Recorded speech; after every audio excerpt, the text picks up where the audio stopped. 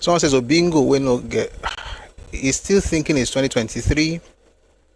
Meanwhile, that election he won in Lagos recorded the lowest turnout.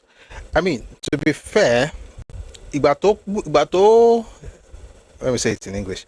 When he won that election in Lagos, what happened and the move, the way the clowns were just shouting, "We own Lagos, now we own Lagos." That was what got people out of the lethargy. That made folks now go out to vote to make sure that governorship could need law. Good evening, Ẹkáàbọ. It's weird though. You said if I'm sorry, I'm just trying to set up YouTube. I think it's good on the other device though. Tell me what you see when you look at him. How did I bring Burna Boy into this matter? Anyway, I just think that you're probably seeing something that the rest of sensible humans cannot see, because you have to be, I don't know, either utterly stupid or you are supernaturally smart to support a person who is asking his opposition, who is asking his. You know, this is not different from what they asked during Biafra War. You are fighting a group, but that group should feed you. You are supposed to be the opposition to the government in power, but that government should protect you. By doing what? Serious in Nigeria. YouTube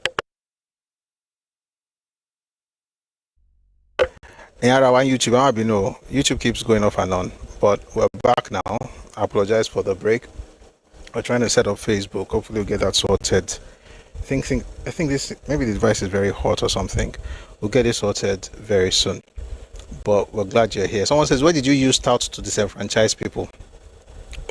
In Abia? Yes, they did. In Abia, in Anambra. They were even shooting guns in Abia. Videos of one old man. They were pushing him around because he voted the APC.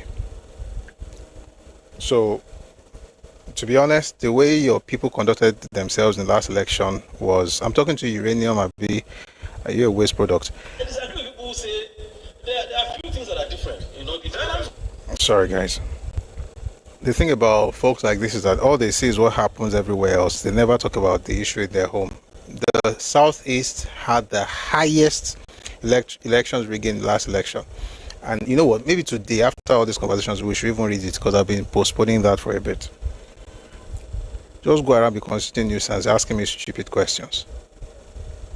Your region, people were being beaten for voting any other party apart from LP. Do you know what the goal that you guys eventually, the result of the election? But 90% of your votes went to one person. And you're going to lecture the whole country about what's cool about elections. You have no idea. Just sit it out. YouTube goes, I think we're good now on YouTube. Solo 28 says, people are now taking it personal in the Southwest. We were not stupid, only critical. Yeah, apparently you're playing the game with folks who don't really care about basic common sense. I'm still trying to understand what Peter B meant in that video, but in case you're just joining us, especially folks on YouTube, let me play it so that in case you're able to make sense of this, you'll be able to tell us. Buluwa no. She must save Ganesha. Alright, no, Mokolowa no. Okay, no. Egbo. Is it this one?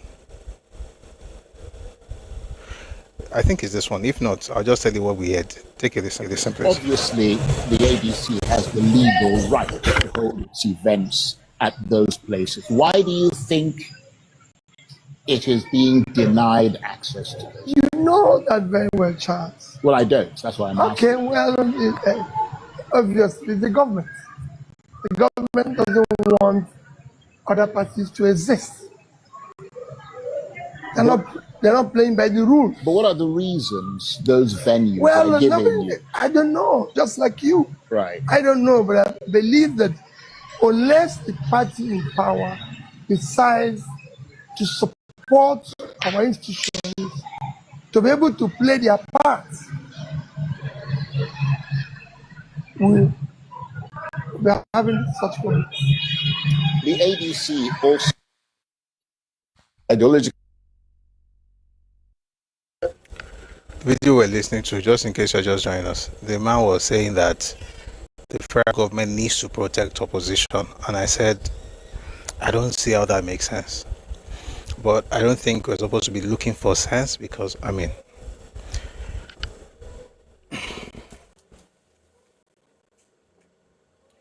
I think one of the things that Peter Obi has perfected is how to say a lot of things without saying anything, and his people just eat it up. When I say his people, I mean his movement.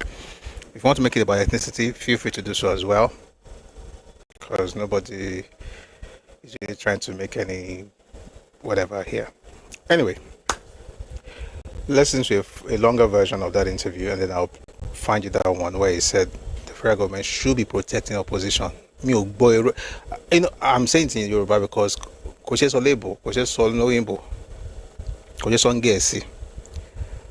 it's unheard of that every little thing that happens to you in your party is the fault of the government. He's not a good leader.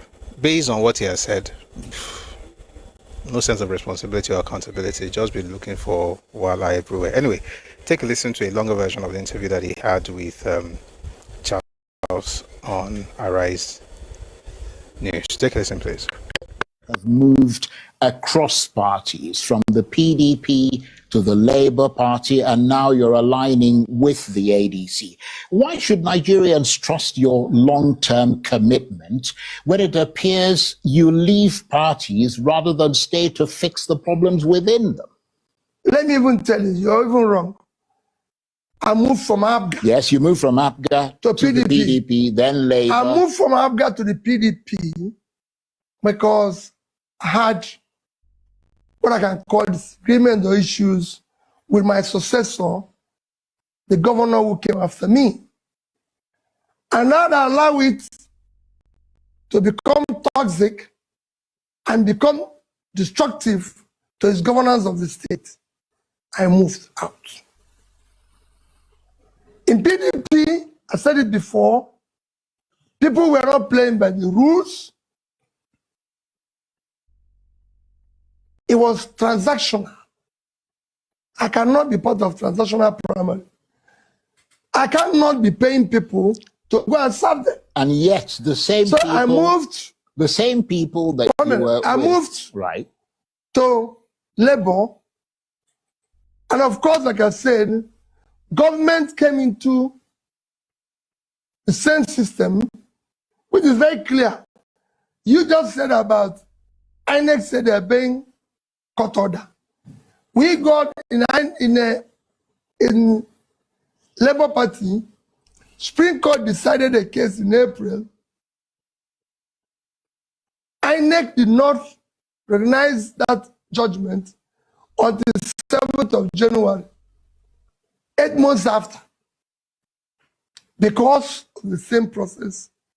You even see people who will be on the rooftop shouting and say, if Peter B cannot fix the problem in Labour, because they put fire in the house and they were shocked that I was able to escape. So they thought I would be there for the fire to burn me. When I now escaped, they say, oh, if he cannot stay and put up the fire, which they put, and then I left. I mean, this with the same people. Yeah. The same transactional people you talked about from the PDP. Charles, I'm in ADC with the same people, some of whom are left in PDP and other parties. But we are going through the same process. If that process is again compromised, I'll speak out. Right. Okay. But what is important is not what people are yesterday. Right. It's what they are today. Because they've seen where the country is going, and they can decide, no, we are not making sacrifice. Right. We will no longer go back to what we used to. Indeed. I understand the logic of the point you're making, but some would say that that exactly is the concern, that each move that you make is justified for some reason. You know, either a strategy or as, you know, getting away from transactional people or as something else. At what point does strategic movement begin to look like political inconsistency? And how do Nigerians know you won't move on again? You did say that you would in fact move again if this platform faces the same kind of challenge. Charles, if I have to move, well, I don't have long time in politics, but if I have a long time, I have to do it 20 times. I'll do it exactly. I will not be part of, I cannot be talking about change. I cannot be talking about something new while being process of the same thing. You cannot use the process of yesterday to build tomorrow. I've never been involved in any form of rigging of election at primary level, at the election itself, and after that. No, I've never been part of paying people in judiciary anywhere to give me judgment that I do not deserve. I've not been part of this. You can go ask the last INEC chairman. I never met him for one day because he's a referee. I'm a player, and I expect the referee to come to the field and do his job very well. If he chooses to do it wrongly, so be it. But I cannot be preaching change and doing the same thing.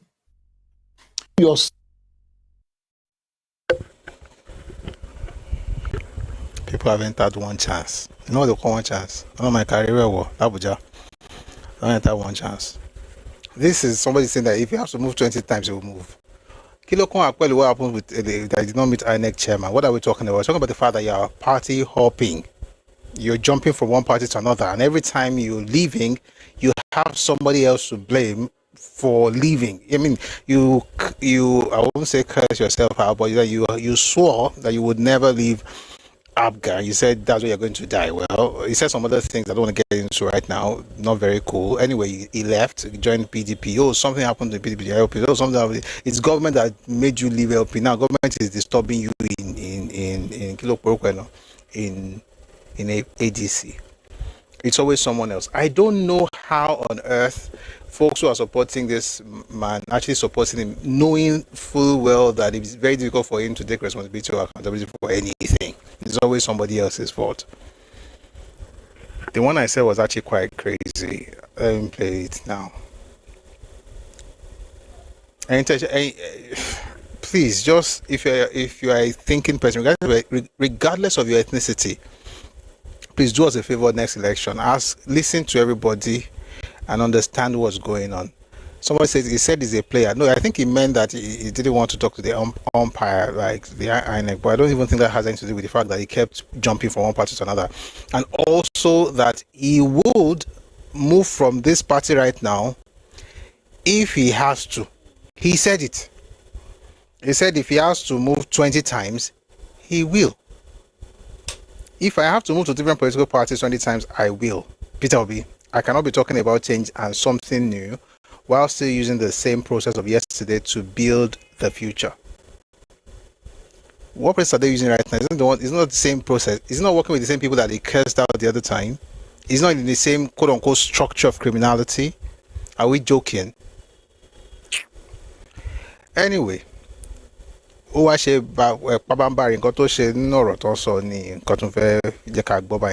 next video is interesting. Take a listen, please. I believe it is wrong with that because I believe it is wrong. Charles, government in office should ensure, protect opposition. In fact, they should make opposition stronger, make it work. I've been in party disputes in the past under President Yaradua, and I've said it repeatedly. I recall him calling the then INEC chairman. I said, I don't want any problem in any of the parties. I want the parties to be stable, function very well. We have free, credible, transparent election, which everybody, if I lose, I'll go home. Look at what has happened to our democracy. It's not being destroyed. And it's being destroyed by those who yesterday were victim of the same similar thing that were shouting to the wall, threatening to bring down everything if right things are not done. And then when you have opportunity, and that's what's surprising me in Nigeria, how people can be show commitment to a cause or promise something, and when they are given opportunity, they will fail dramatically. With that Argument. Yesterday, after a hard day's work, I decided to watch one of those old TV series, Lost. It was actually quite beautiful. Anyway, I think we're in season 3 or so. So there's this particular episode where they took Carl and locked him up in a room, and he was forced to. They were bombarding him auditory. He was listening to stuff, and then he had to watch a video, and then he was essentially just trying to keep him awake while bombarding him with all kinds of things. So the music was loud. He had to watch the screen. They were putting all kinds of things at him and all of those things. I would rather be in that room than listen to this man, because I felt like I was being punished. I just had to do it because I want all of you to listen to it. Kilo Sonsin. Because that Carl in that he had more chance of making sense of out of the gibberish he was listening to in that Lost season 3 than what we just heard now. What did we just hear? Kila Bonsin. They say that the government should be supporting opposition. Where? How? What should the government do for you that you cannot do for yourself? This is why you are fighting amongst each other. You know exactly what to do. You are saying government should be the one to help. It's the same person that said government destroyed the LP. Aisha Yusufu came out. By the way, I'm saying this because folks who are just joining us on YouTube because they were cut off earlier on Facebook as well. Earlier, I read something from Aisha Yusufu where she said that what caused the problem in LP actually was a disagreement between Peter Obi and Abure. And I want to read that because of those who were not here earlier. What's it for law? Anyway, Timbari Makafunyi. What she said basically is that the fact that, so they had this thing where they went to have, you know what, let me just look for it so I will not say the wrong stuff. Let me just read out in our own words. It's better that way. Mambo. Probably take me like 2 seconds. And we are here. I woke up this morning and remembered that all Mr. Obi asked of Abure in Labour Party was that ward, local government and state congresses must be done before the National Convention. That was the bone of all that contention. Nothing beats due process, even if it will not favor you, follow it. It keeps things transparent and accountable. Seeing ADC conclude its ward, LG and state congresses before the National Convention reminded me of it. In other words, while of course it's supposed to make them look good now that they're the ADC, Aisha is literally telling us what caused the wala between Peter Obi and Abure. It wasn't what Peter Obi told us, that the government was trying to destroy the party and chase him out of LP. It was because himself and Abure could not agree on local government congresses and state congresses before National Convention. That was what happened. And that's why I say I don't understand how anybody, right, will go around saying they want to have somebody who can just say, you know what, we messed up there, let's do things better. But no, you always have to look around and say, oh, and it's a cultural thing at this point. Let's tell ourselves the truth. It's a cultural thing where you can't ever take responsibility for anything. How will this person lead you? If the person gets in power and something happens, tell you that is one cabal. Have you ever heard anything called cabal since President Tinubu became president? By the way, something to actually talk about. Have you noticed that you've not been hearing cabal since Tinubu became president? Because these are the things that we had under Buhari, and it was an issue, was a major issue at the time. With Tinubu now, you're not hearing anything about cabal. I can assure you, if this man becomes president, cabal will be the news report. What's not making to is cabal? What's not is cabal? It's cabal and Laba and Baka. Katomo saying you become a cabal federal government of cabal. Anyway, so people in cabal, But the point is that Iru incompetent, and what makes him incompetent, as far as I'm concerned, is the inability to take responsibility for anything. I hate that thing with a passion, because if you can't do that, then who are you leading? What are you leading? The way why I'm talking like this is, if people are looking up to you, people look up to, I'm sure people look up to each of us, whether in your family or at work or something, and every time there's an issue, you always have to blame somebody outside. It shows me that you're not a leader, you're just taking a stroll, and whoever is following you is not thinking either. How can you, every time is always somebody else?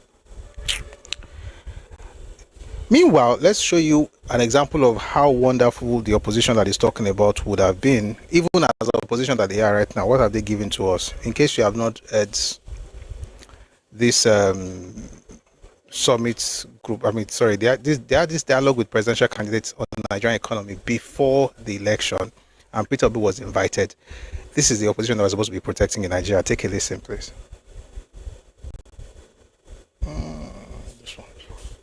Data points to bucket your point. What would be the top 5 quantitative performance indicators by which Nigerians, if you are given the opportunity to lead this country, should judge your administration? Thank you.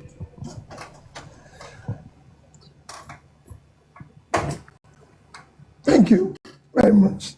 I think I've answered maybe 3 of them, so I add more. Charlie, the reason why it is not fair, and thank God they said it is the best manifesto among the others. So, but the reason why I didn't go into that, I was waiting to come here and learn more of what I'm going to add.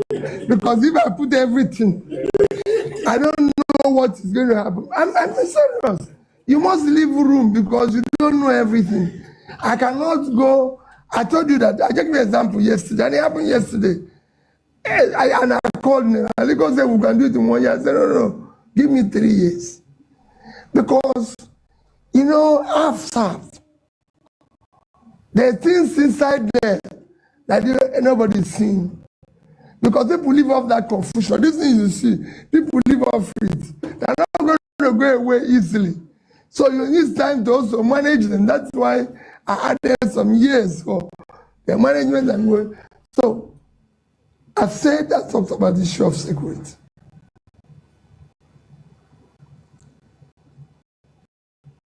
I've talked about the issue of unity in the country. I've talked about the issue of this. And I can go on. Those things you see, they are light. I would like you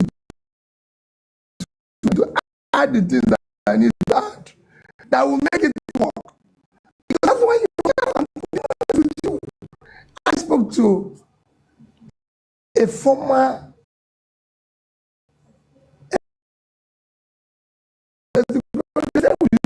we didn't do anything. So we went to Abuja to see Abacha. We were 100. The top 5 quantitative performance indicators by which Nigerians, if you are given the opportunity to lead this country, should judge your administration. I will blame the person that asked the question. You should have made it something about. Let me know what I want to say. I saw some people write some funny things in the comment section. I almost said it. Maybe the question was too hard. The guy was just going everywhere and nowhere. This was supposed to be presidential candidate dialogue with presidential candidates on the Nigerian economy. You are saying you came here because you want to hear from them. The president, George they should have said it in the language that you would understand. And by the way, that's not an insult to anybody. Sometimes some words can be very big, and I think maybe all those quantitative may be sounding very deep. What are the yardsticks that we're going to use to measure your success if we make you president? Say, oh, I went to Abacha. That's the person that people are calling. That's the person that are telling you that federal government should make opposition stronger. The guy is dreaming. Anyway, the person is talking about has this interesting response, and I think we should listen to him. He wasn't actually responding to Peter Obi, but he had said something earlier. That was President Tinubu talking to the opposition. Take a listen, please.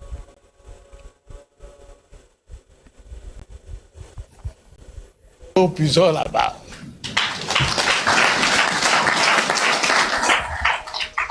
You must give them that hope. But try as much as possible. Men and women of integrity that are here in this room, to build a Nigeria. They want to scare me off. It's a lie.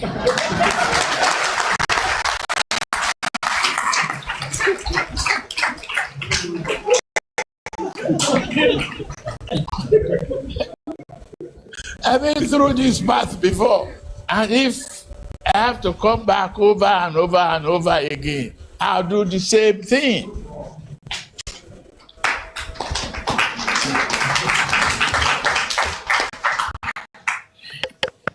There is no better place than your own country, and no one can build it except you.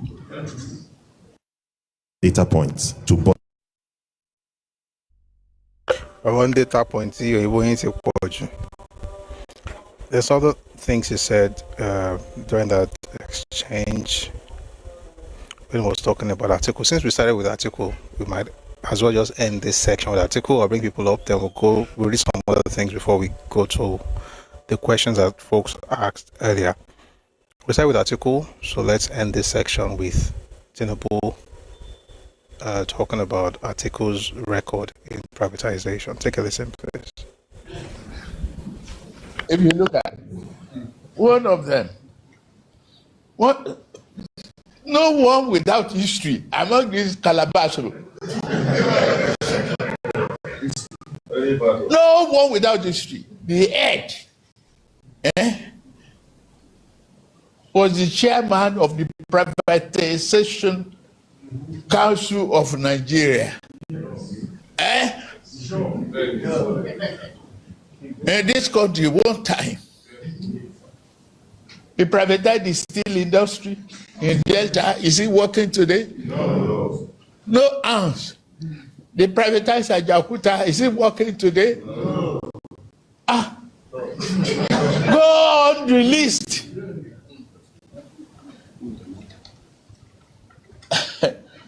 They privatized another man's political party. That one say no.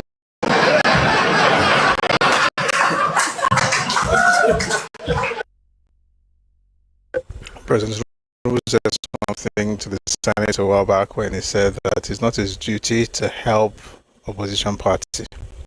It makes absolutely no sense for you to expect that your competitor, and I'm using that mildly, will be the one making you, succeed. It's the same stupid thing that Ojukwu was saying to Nigeria at the time.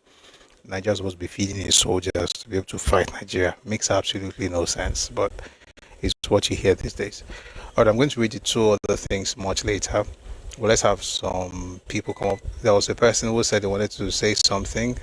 I know you were insulting people in the comment section, but just so that I don't think that we're trying not to have you speak, send your request. Look or uranium. So send your request. I'm going to bring you up while you're deciding whether to come up. Thank you very much for the gift. I really appreciate it. I don't know these people.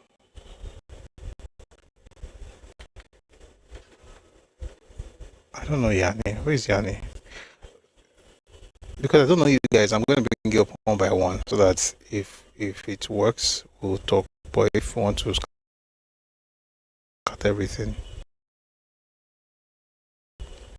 it's one person that will drop it.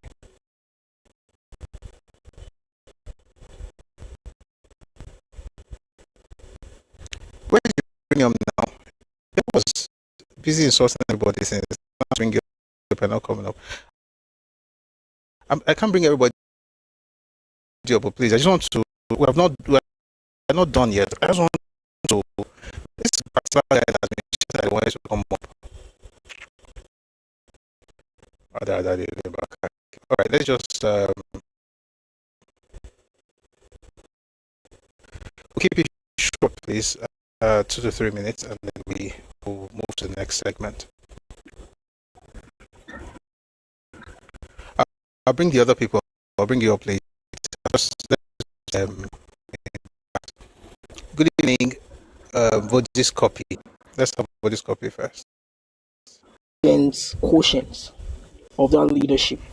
We didn't bother. We just wanted, there's this thing in this country, or maybe any part of the world. We just want this change, right? Regardless of, we don't even take the accountability of the person that is coming. We just want a change, regardless of where the change is coming, regardless of the color of the change. Just a new face, a new light, a new story. Or somebody said he didn't have a shoe.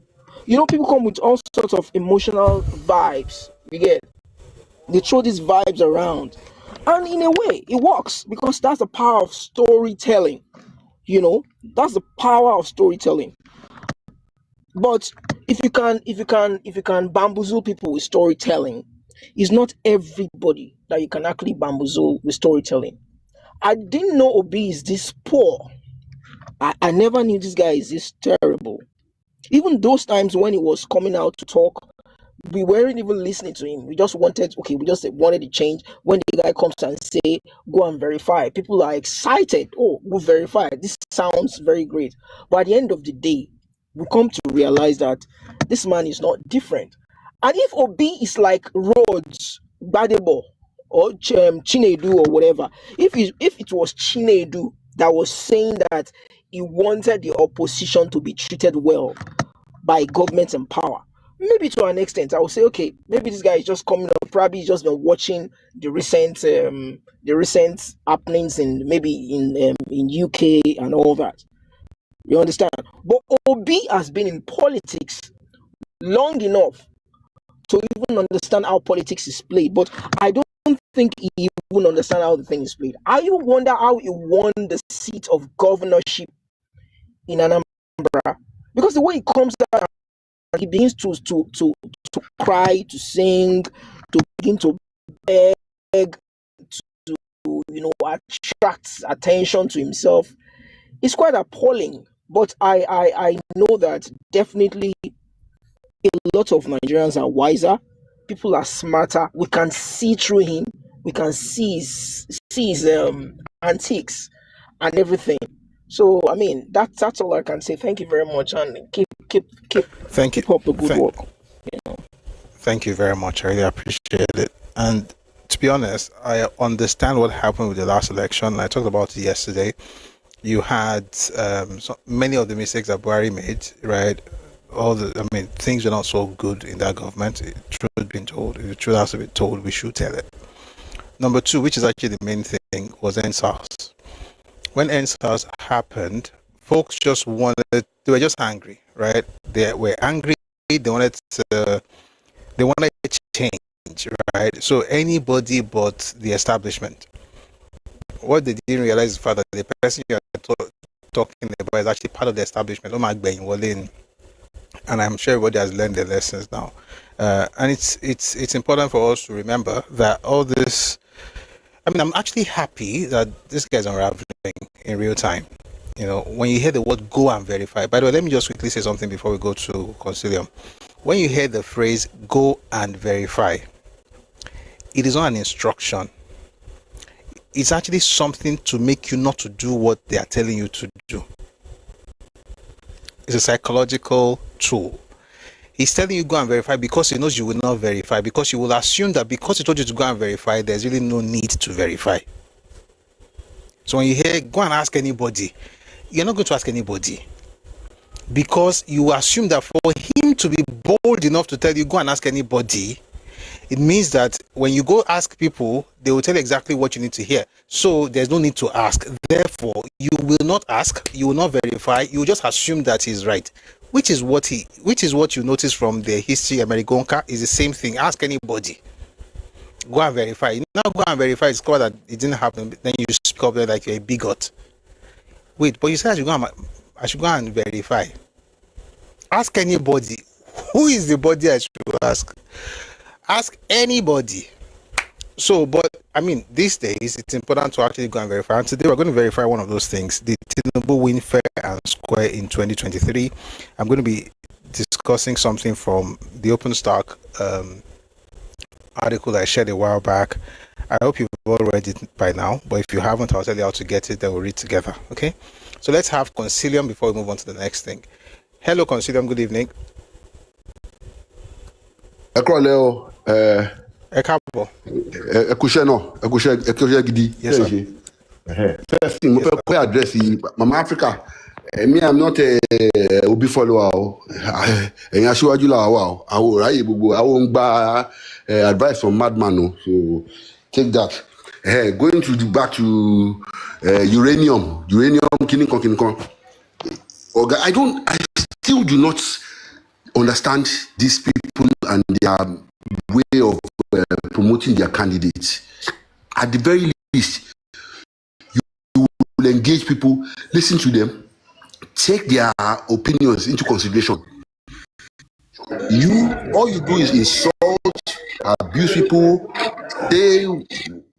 say whatever, and then you turn around and start telling us that we are stupid, that we are supporting, we are bigots, we are attending JFC.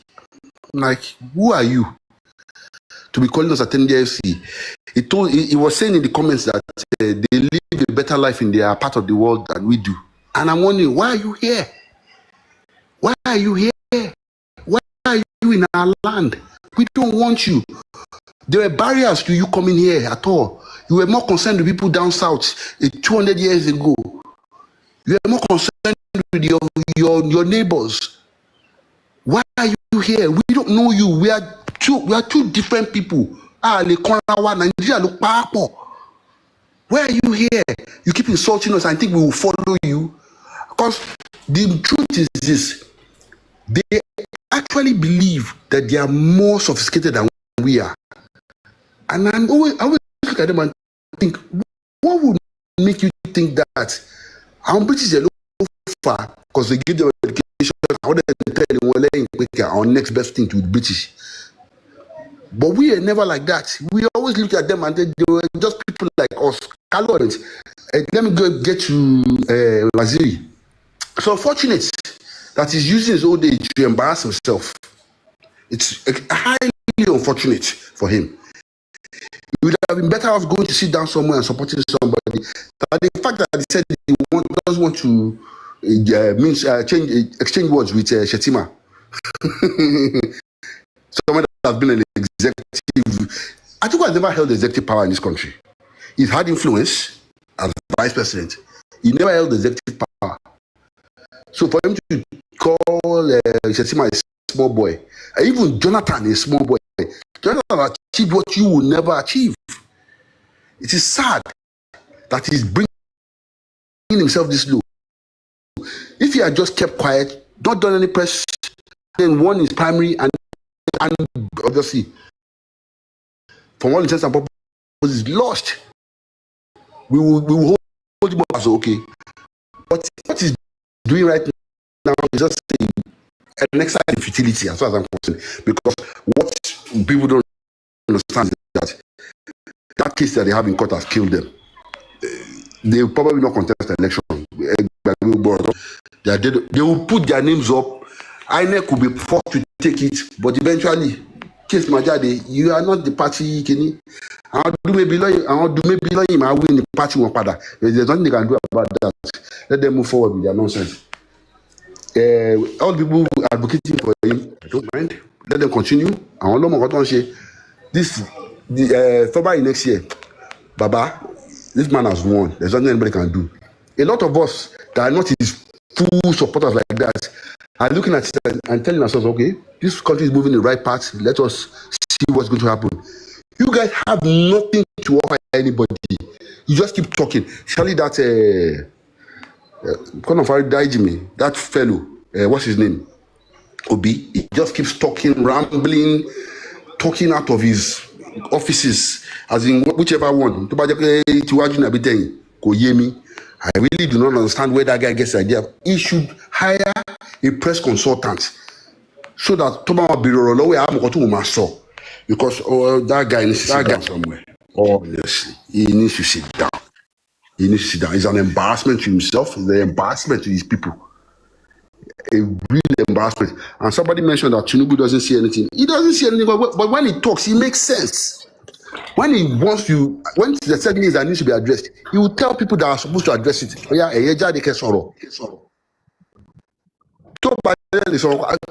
actually, I want to hear but you'll be going about. You are your own press officer. You are your own financial assistant. You are your own everything. And every time you talk, you keep making a fool out of yourself. People are now realizing that this guy is just an empty suit.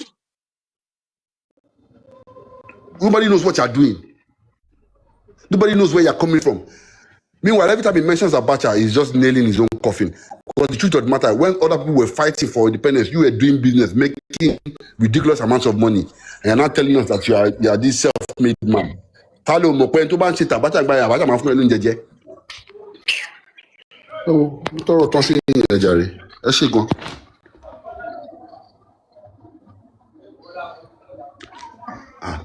Olóòtú ṣe ti kúrò lójú ọpọ́n ni kí ló ṣẹlẹ̀ ṣé kí n máa sọ̀rọ̀ lọ ni. Thank you very much. Thank you very much, Mr. Concilium, for that submission. Really appreciate it. Eshego. All right, we're going to quickly take the last two, then we'll move on. That will be Sulaiman and then Shona Bankwa. Good evening, Sulaiman.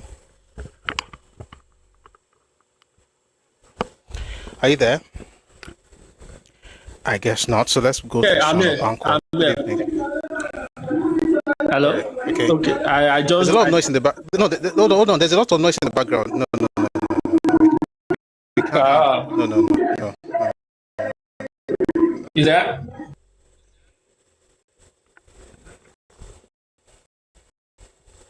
I've left Shona Bankwa, please go on. Okay. There's still a lot of noise, please. Shona Bankwa, please. Good evening. Are you there? Yes, I'm here. Yeah, good evening. How are you today? Good evening, sir. I'm very well. How are you, sir? Well, good. I almost thought that was a night of 1,000 laughs. That NESG clip that you played earlier. But sometimes it's good to bring back some of these things so that people can see exactly what we are battling. And I like the first speaker, I assume it's the first, although I didn't catch his name. He did confess he was emotional in his decision. And I appreciate where he has realized the game plan or whatever happened back then. When we tell people about these people, well, let me borrow their word. Be bigotry. You just do a conferring me one lot. I happen to have experienced them firsthand. I served in Imo State, and I did serve. I was CLO, so I stayed there the whole year. I know what I saw. In the marketplace, they want to cheat you, and when you complain, they say, "Yeah, the government is paying you." Transporters, they want to cheat you because they know you don't speak the language, you don't understand the language. Rather than what we do, in our own place, that we try to help strangers. A lot of these things happen. And when we do talk about it, you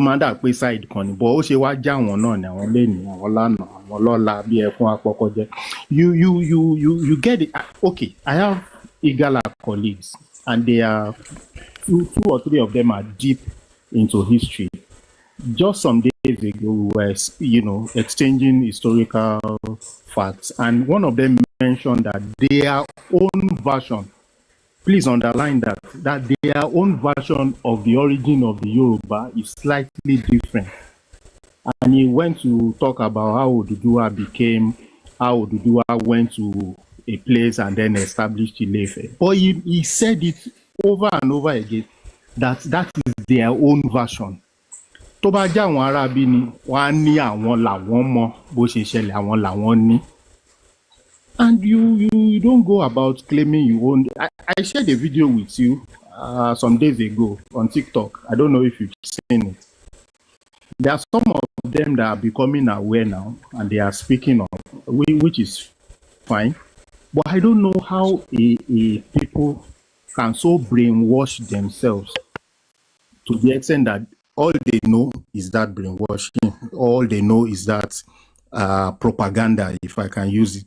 One of your programs, I mentioned that I did commented that I salute their propaganda machinery. You said, well, you won't salute it, but I dare say again that I salute it. Something that has gone on for almost a century now, that they've been, lying to themselves, and some people still believe in the lies, because we can see historical facts or about the achievements of somebody like a Michael Okpara, but you never hear Igbos talk about him. When you ask what their heroes, they mention somebody that killed millions of them, suffered, countless millions, and then ran away. That is the hero. A Peter Obi that could not point to anything except to go and verify. Well, I don't even know what to say. But I'm happy that a number of people are becoming aware. I only pray that God gives President Tinubu, the Jagaban of Africa, good health, so that he can deliver on all his promises. He did tell us that it will be rough, and we are seeing it. Nobody is buying bread cheaper, like Saint Peter Obi mentioned in one of his broadcasts. But at the same time, there seems to be something good going on. I only pray that we will live to experience the good when it arrives. And Prof, thank you for the good work. We salute you, especially your boldness. Kushe Opolo. Oluwa asagbara dotun, as we say in Celestial Church. Ire o. Imagine us, wow. One Ẹkáàbọ Oluwa asagbara dotun. Imagine us, wow. All right, Prof. Thank you, sir. Thank you very much, sir. Thank you. All right. I'm going to bring everybody. I'm going to take people down. I'll bring the next batch up after what I'm about to do right now, which has to do with the Substack article. Now I'll tell you how to get it. So okay, you know what? I think Sulaiman has not spoken. I hope he's in a better place now. Hello, Sulaiman. I think you should. Yeah, hello. Is it better now? It's the church people that are opposite my house. But is it better now? Sorry. Is it better? So that church they shout like that. It's not better, but it's okay. Just go on. Okay. Because now I'm even in an enclosed room now. So I actually just wanted to talk about something that has been recurring about Mr. Atiku Abubakar. It seems nuanced. It seems but it's something to take note of. So it seems to come every election cycle, and I think it is his thinking, this way of thought. So it comes with that election with this air of arrogance, that it comes with that arrogance that Simon, we can hardly pick out what you're saying, and it's not your fault. Apparently, they are making noise in front of your house, but we should wait for them to finish praying. No, we can hear you, but there's a lot of noise. So let's wait for them to finish praying. I promise you, when it's time to bring up the next batch, I'll bring you up.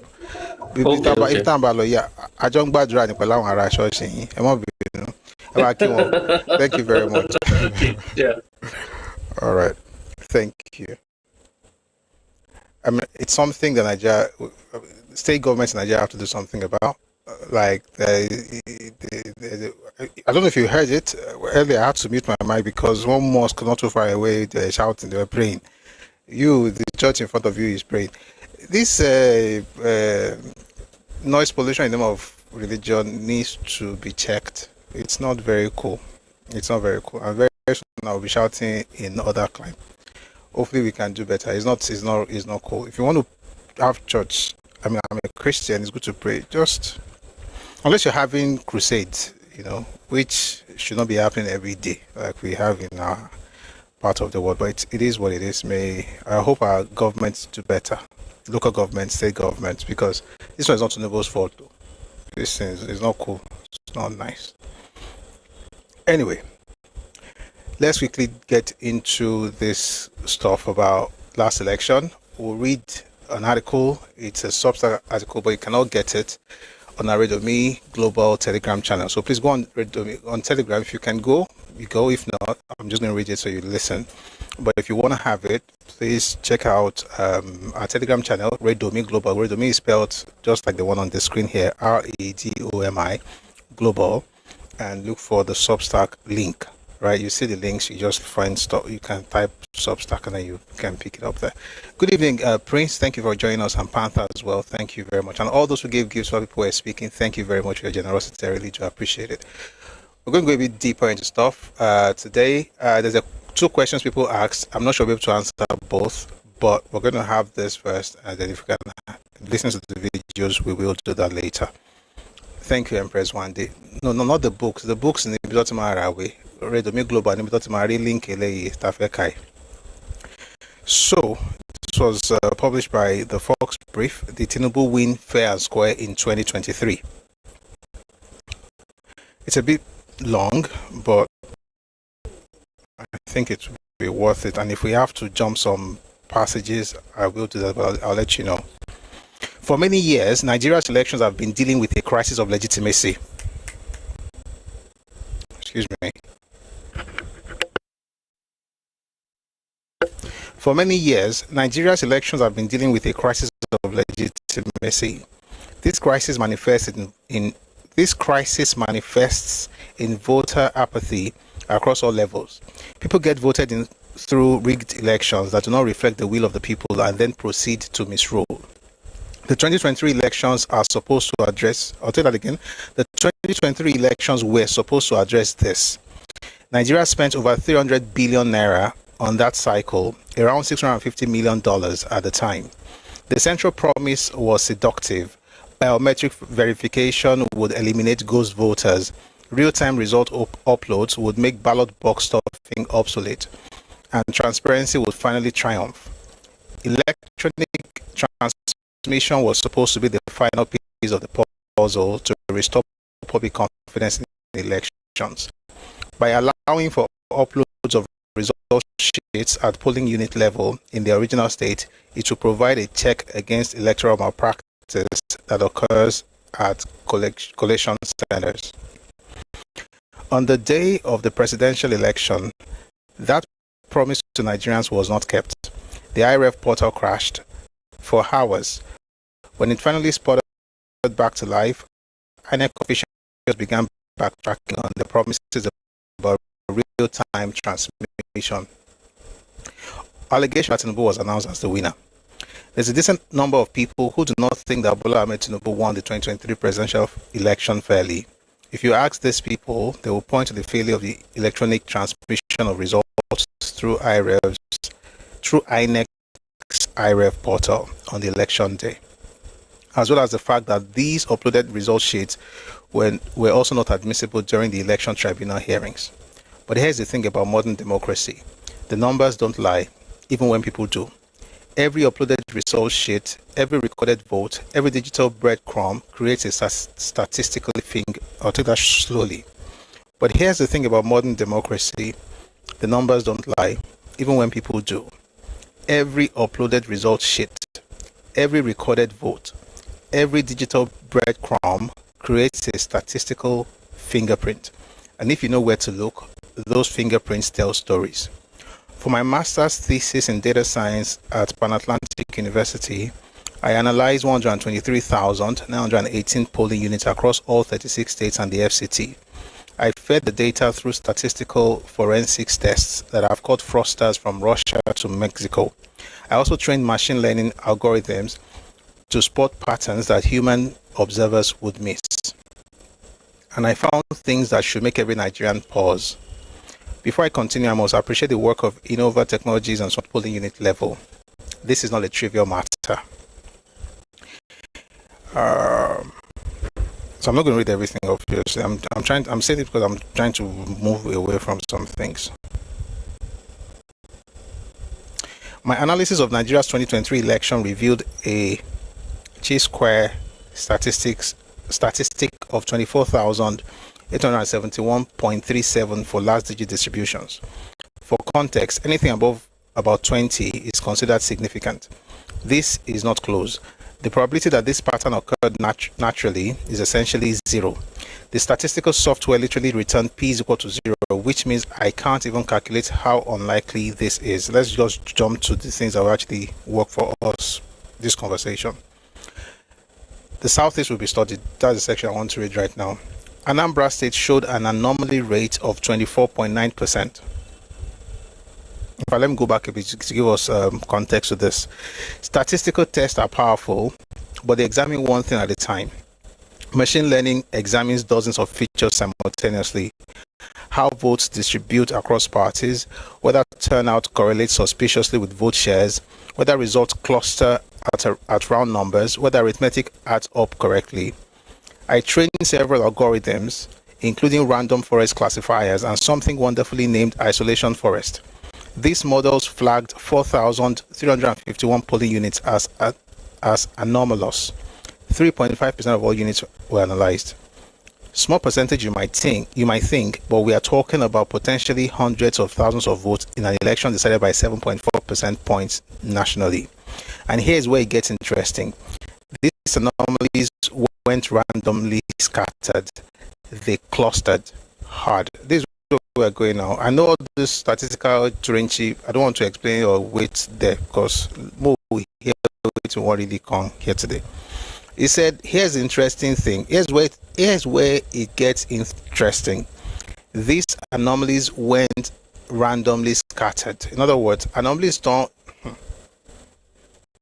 was about to do code mixing.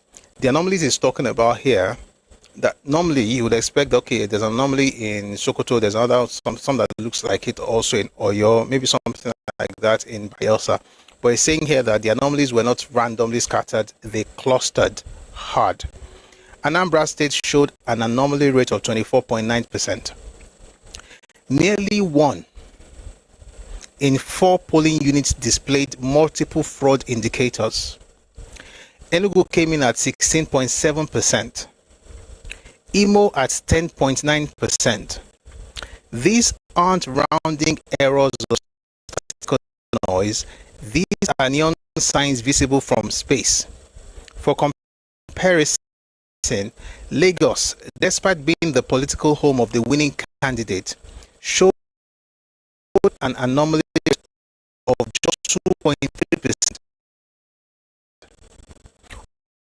Oyo recorded 0.3%. Let's pause for a second. When you hear this thing, and this is the conversation, when people say things like, oh, you guys are bigots, you guys rigged, rigged all over the place in the country. Well, somebody has decided to go scientific, has decided to go scientific and use statistics to actually, and use algorithm and use machine learning to actually understand where election rigging took place in the last elections. And this country, they clustered in a particular region of Nigeria. And it just so happened that it's the group that, for the English, like I have a friend, we call him Professor, but he always says that he's barely educated. So thank you for helping those of us who are barely educated. But here's the point. Anambra State showed an anomaly rate of 24.9%. That means nearly 1 in 4 polling units displayed multiple fraud indicators. Enugu showed 16.7, Imo 10.9%. But Lagos had only 2.3% despite being the political home of the winning candidate, and Oyo State had only 0.3% anomaly. The pattern contradicts the simple narrative that the ruling party rigged it everywhere.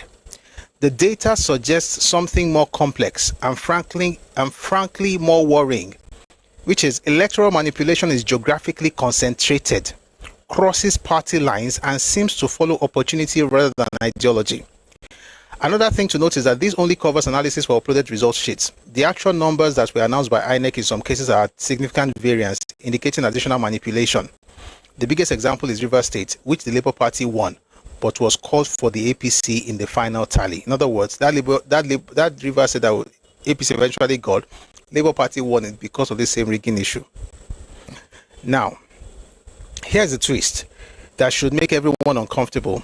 The Labour Party, not the ruling APC, showed the highest concentration of irregularities in its strongholds.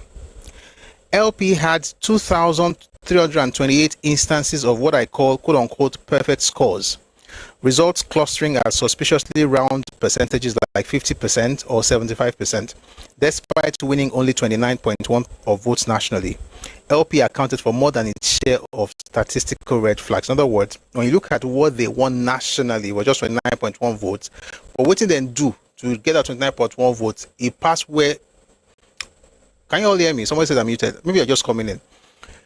What did they do, right, to get that 29.1%, the kind of anomalies and electoral manipulations and rigging and everything, it passed the ones we even get more than 29, we get more than what they then get. Which means that it's not so much about the numbers that they got at the end of the day, it's about how they got the numbers. It says here, here's a twist that should make everyone uncomfortable. By the way, when you start seeing, I don't know if you remember that video where they were asking Peter Obi, just tell us what to do. We're ready to deploy Kini. They were literally, the guy was talking about election rigging in that place. They're talking about electronic manipulation of stuff. If I find you that video, when I put this video out, I'll put it there. It was abroad. They were telling him, that's why all this crying, they are crying. It's not for emergency lovers of Nigeria. They know what they're doing. Here's a twist that should make everyone uncomfortable. The Labour Party, not the ruling party, not the ruling APC, showed the highest concentration of irregularities in its strongholds. LP had 2,328 instances of what I call quote-unquote perfect scores. In other words, you know, if you have elections, you see where they would have learned from this one, now maybe they will perfect it the next time. You get something like 29.2%, 23.5%, 24.2%, 27.3%. No, for these guys, they were having 50%, 75%. Walking around there up until one. So it says here, LP had 2,328 instances of what I call perfect scores. Results clustering at suspiciously round percentages like 50% or 75%. Despite winning, moderator, please, there's one clown disturbing the comment section. You can always help us mute him. When we are done, we'll give him the opportunity to come up and speak. But disturbing us in the comment section actually shows that you're not thinking very straight. But please do better. Let me believe that you don't have to be muted. You know yourself. I don't have to call your name because you're not that important. But thank you very much, our moderator. Say, trust me, you're not serious. Let's just read. It says LP had 2,328 instances of what I call perfect scores. By the way, if you are null, you will soon come up. We'll bring you up later. Just chill. Like, don't disturb us in the comment section. God bless you. LP had 2,328 instances of what I call perfect scores. Results clustering at suspiciously round percentages like 50% or 75%. Despite winning only 29.1% of votes nationally, LP accounted for more than its share of statistical red flags. This finding complicates the popular narrative. It suggests that electoral fraud in Nigeria 2023 was not a one-sided affair orchestrated from Aso Rock. Multiple actors engaged in manipulation where they could. The southeastern concentration suggests that the very regions crying loudest about being cheated may themselves have been sites of significant irregularities. If you allow anybody to gaslight you in this country, it's your fault too. Whoever you see who is making the loudest noise about something terrible in this country, it seems as though it's that person. In other words, they are shouting because they're trying to deflect. Look away from me. Look at the other person. But the person who is talking is actually doing exactly what that person is doing. Or what is accusing that person of doing. This finding complicates the popular narrative. It suggests that electoral fraud in Nigeria 2023 wasn't a one-sided affair orchestrated from Aso Rock. Multiple actors engaged in manipulation where they could. The southeastern concentration suggests that the very regions crying loudest about being cheated may themselves have been sites of significant irregularities. The above should not be confused with the fact that Peter Obi was not popular in the southeast. In fact, it was extremely popular.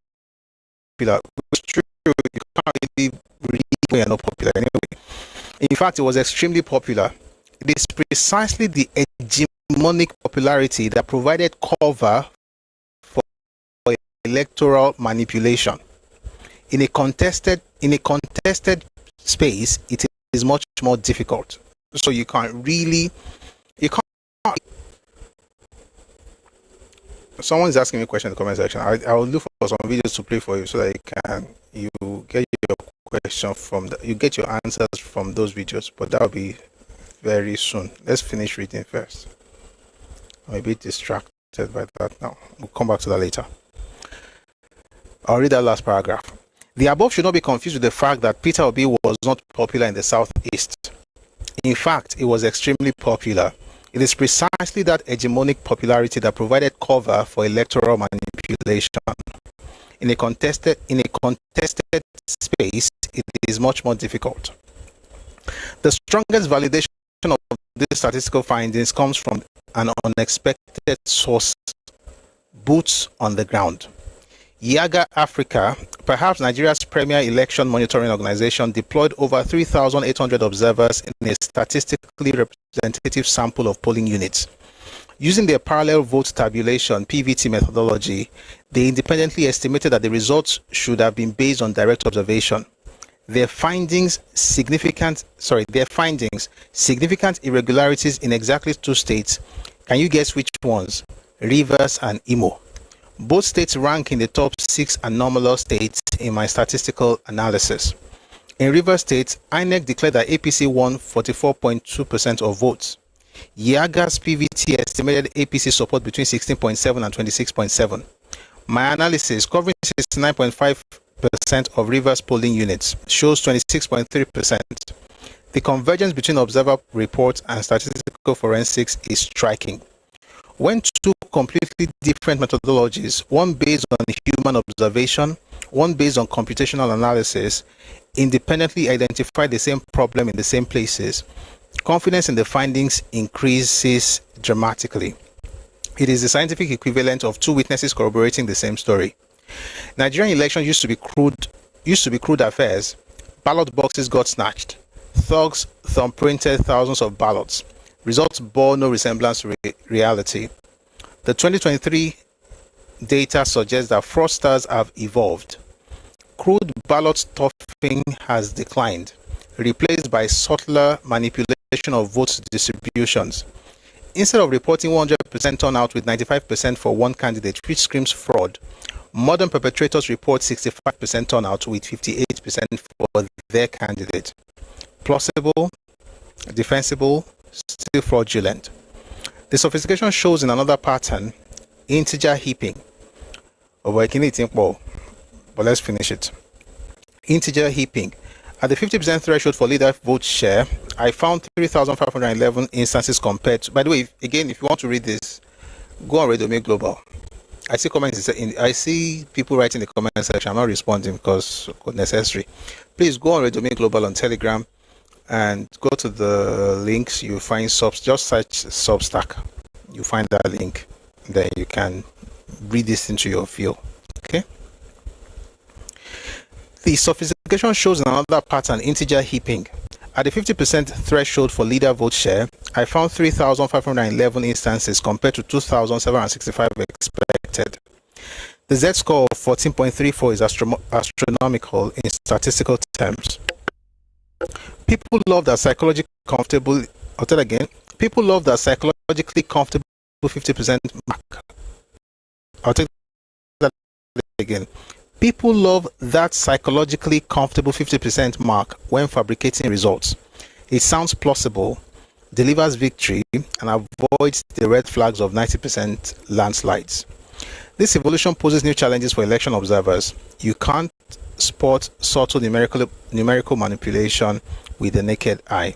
You can't catch someone who reports 52.73% instead of the genuine 48.19% by watching the counting process. You need computational forensics. Now let's jump to the part that we're discussing the exact numbers here. You can read the article to find everything you may want to see, but let me show you a picture that shows the anomalies across Nigeria. The anomaly rates by state for 2023 Nigeria presidential elections. So zero, you find the key. So you have the clear colors, cream and so on and so forth, and then it goes deeper to sand and orange and purple and violet and stuff, and very deep purple. Once you see it, trust me, you're going to know exactly what you're looking at. Just look at this. You'll find this in the link I sent. So if you look at it, those clear places, can you go back and see electoral manipulation in those places? Oh, and bell. But you see where you have that concentration. Where you see that's in the southeast, that's where you see all these dark colors. And by the time you get to Enugu, now it's the darkest in the country. Now, the funny thing is that, so you see Borno is a bit darker. Gombe is is not as dark as Borno. Plateau, Zamfara, Kogi, they are not as dark. Rivers is just as dark as Borno. All right, every other state is just light shades, right? Thanks for the gift, light shades. But when you now get into the southeast, Imo, Abia, Ebonyi are darker than Rivers. Enugu is out of this world. Anambra was actually the primary center of electoral rigging in the last election. 24.9%. All right. I read that to say that it's not today's topic, but that's an interesting thing. Just because of what we're discussing earlier. The idea that a group of people will go everywhere insulting people and say, you rigged the election, and if you're supporting this president, you are after my life. You don't have sense. Nobody cares. You cannot win election based on manipulation and blackmails. It doesn't work. You lost in the last one, you will lose again. If you try 1,000 times, you will still lose. You will lose. And it's not because I hate you or because God hates you. It's because you know you don't have the interest of people at heart. You just want to win. See the one that they're asking questions about what you will do for Nigerian economy. You're just talking gbara, you met American president. Why do people do that thing? I remember somebody did it to me years ago. We're talking about something, said, oh, I was an American, I was thinking about you. I was like, and so what? Or trying to work on something. Maybe people actually think that this thing that nonsense works. Oh, I was an American and I was thinking about you. So what you are saying, Kilo, show work. Is it making sense or not? This one, they said, what are the indicators you should use to judge whether you have done your job according to your promises as the president of Nigeria? You are saying you met American president. So what? Now, I'm going to bring up another batch. And then after them, I will respond to at least one video of the two that were sent to me a couple of days ago. I just bring about 2 or 3 people up. They'll bring people up much later. So let's have some people come up to be part of the conversation. That one that insulted me, has it gone? If I bring him up now, are we going to be able to do what we want to do? If you once you get up, please mute so that we don't have disruptions. I'm going to bring up the one that was insulting the comment section, but I promise I'm going to bring you up. But wait, let this guy speak. Once these people up stage finish, I'll bring you up so that you be alone. I don't want to have to be muting different people. So let's have Bumblebee, and then we'll have Adekomi. And no, that's your name. I'll bring you up. Just hold on for me. Good evening, Prof. Bumblebee, good evening. Evening, my brother. Ẹkáàbọ. Thank you very much. Equito. Yes, sir. Yeah, so like the way we've seen this guy, his MO is basically to blame everybody else. Whatever is happening to him, his political party.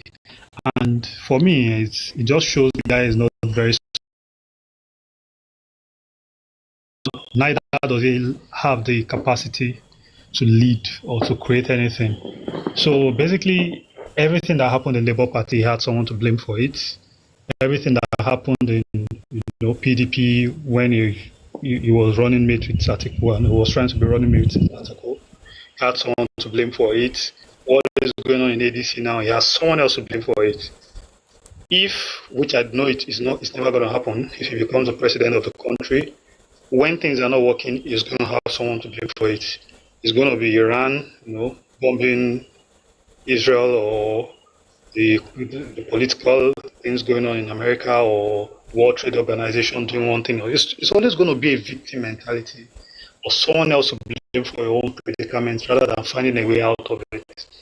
When you listen to these people, I mentioned that the last election I was in support of Obi, and not because of his policies, but because I wanted the Easterners to have, a taste of leadership, at least for a brief period, so that they can let everybody breathe.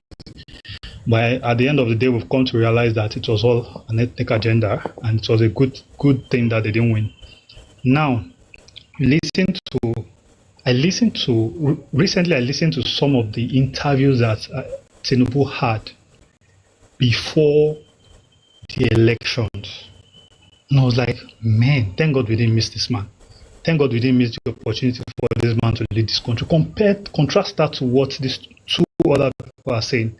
Atiku Abubakar and Peter Obi. Atiku Abubakar first is a very selfish person, and he has proven to be. He doesn't have anybody leading. He's just a user, always looking for a platform to commandeer to get what his ambition is, and he's never going to get it.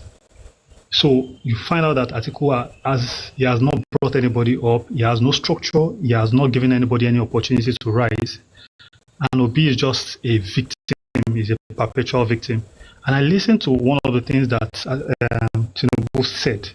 They said, what is he going to do about the oil and gas? He said, look, he mentioned, I don't know if I've said it on this platform, he said NNPC and Nigeria versus the IOCs, and he said, okay, you are not producing anything, but you are collecting 50-something% of it, while the IOCs are collecting 50-something%, they won't be interested in coming. Why don't you restructure the sharing ratio and all that, and then you see the difference in their attitude? Between when Baba is coming, we've seen Shell committing $20 billion in terms of trying to invest in the oil and gas sector, and then we've seen ExxonMobil committing about $10 billion as well. That's like $30 billion in total. This is not, when you look at people that are problem solvers, when you have naysayers, there's difference between naysayers and critics. So when somebody is delivering a criticism, especially when you are coming from an engineering line, when you deliver a criticism, when you tell somebody that this is not what to do, at the same time you tell them what they can do to make things better, that is criticism. But when you have naysayers, He will just say it's not good, it's not good, it's not good, which is what Atiku was doing. Oga, what is the economic plan? Oga could not talk. He went to security. He had no solution. He just wanted to say that the guy there is not doing anything well. So these are the people who are Obi, of course, is going to blame somebody is not making our party good, somebody is not making the economy. When you get there, Emefiele is the one that stole all the money, yada, yada, yada, yada. These are the people we have. They will never get there in Jesus' name. Thank you, Prof.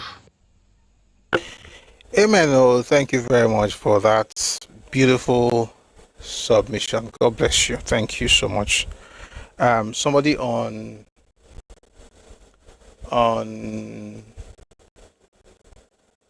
YouTube says, I waited patiently until you finished what you were reading, but I couldn't wait to pose this question. How does a person claim someone rigged an election without showing evidence of rigging? So here's the issue. It's going to be difficult for me to show you videos, but I will find a way to do so. And you tell me about it. Okay? Your name, I don't know if you're who you say you are, but the particular article we read was about statistics, not about human involvement or examples. The man was using machine learning to explain the incidences of election rigging in different parts of Nigeria during the last election. So if you're asking for what's the name of Musa, that you should bring one Musa or one Ajebe or Emeka that he found, right? Or Bola that he found. That's not the point of the stuff. You should have listened. If you are listening from the beginning, it's what I wasn't talking about going there to pick people that actually rigged the election. It was talking about statistical occurrences of those part of electoral rigging in different parts of Nigeria. But then I still want to make sure I show you some videos, and hopefully your answers will be. If your question is not answered with this one, I can't help you, but I hope I am able to. So let's start with. I'm going to show you some stuff from this video.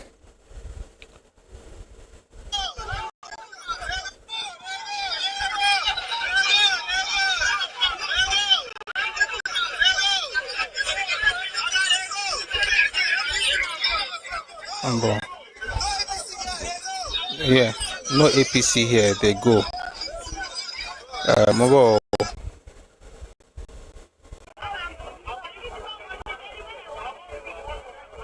This one, they brought children to go and vote.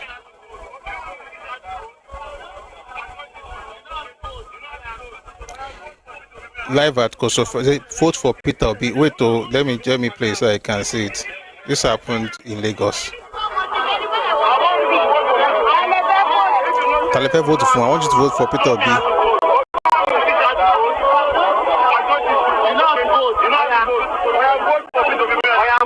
This is election day. This is election. Hold on, no need to rush, madam. Yes, don't rush. People are rushing and making mistakes. The man make a mistake. Take your time. I have played election day. Go to Peter. This was in Lagos.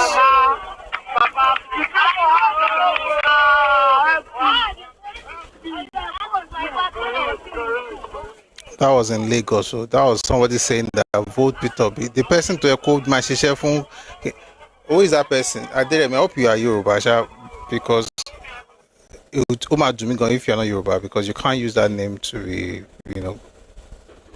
But that's not all. Humble.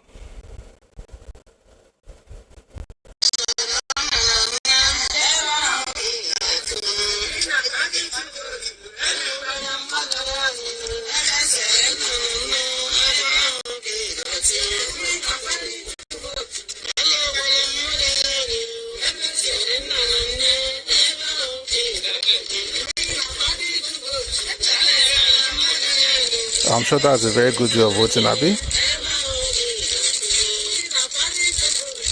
They were showing them where to thumbprint, where to vote. Because somebody says, no, you can't say it's a rhetorical question. The way you presented your question, that was not rhetorical. No, you guy, I don't know who you think you're talking to. This is what you said. how does a person claim someone rigged an election without showing evidence of rigging? How is that rhetorical? In other words, you are actually, this is what is called plausible deniability. You are trying to make it look as if I wasn't really asking, no, but I'm asking. But if not that you're showing me the answer, it was just rhetorical. Don't do that. We will all hear. I'm sure all of you, it is well with you. Take it.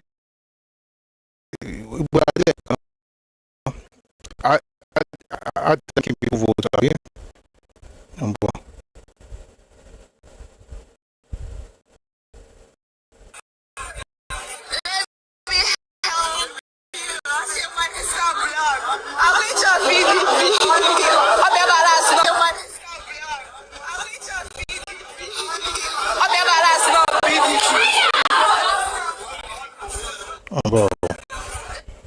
Because they told you that you did this in Lagos, you did that in Lagos, you did this in Lagos. Okay.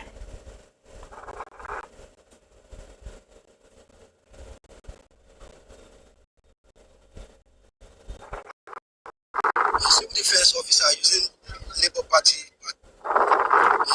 Civil defense officer using Labour Party. Civil defense officer using. We came to vote.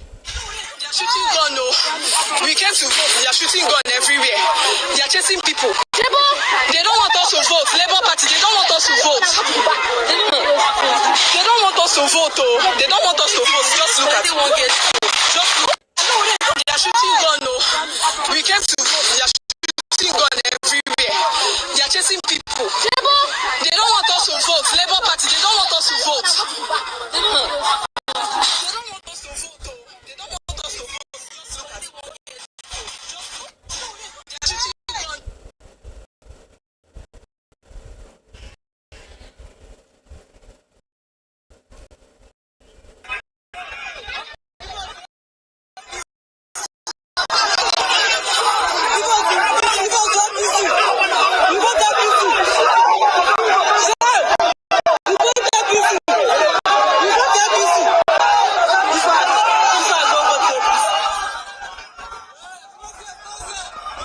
They are chasing the man away because he voted APC. Someone says it's a rhetorical question. I make it a paraku. No, it's okay. Like if you notice, I'm taking it as a question. I know it's, you know what? Whether it's rhetorical or co-rhetorical, let's even use the opportunity to show ourselves, because many people actually think that these things didn't happen. It was just about Lagos. Excuse me. But a lot of people don't know that the one instance of a person dying during the election was actually a Yoruba man that was killed in an Igbo-dominated area in Lagos. We have to be talking. Oh.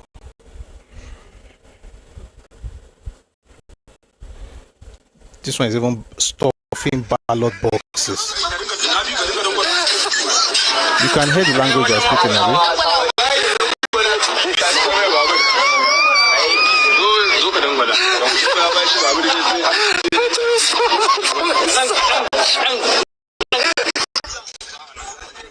So yeah, there are videos of children voting, videos of adults being told who to vote for. This, give me a call. I just don't have the time. In the land of Ezi, Abu Ezi couldn't vote too. Olomade Ward couldn't vote. Unit couldn't vote in Ezi. Okay, unit trouble.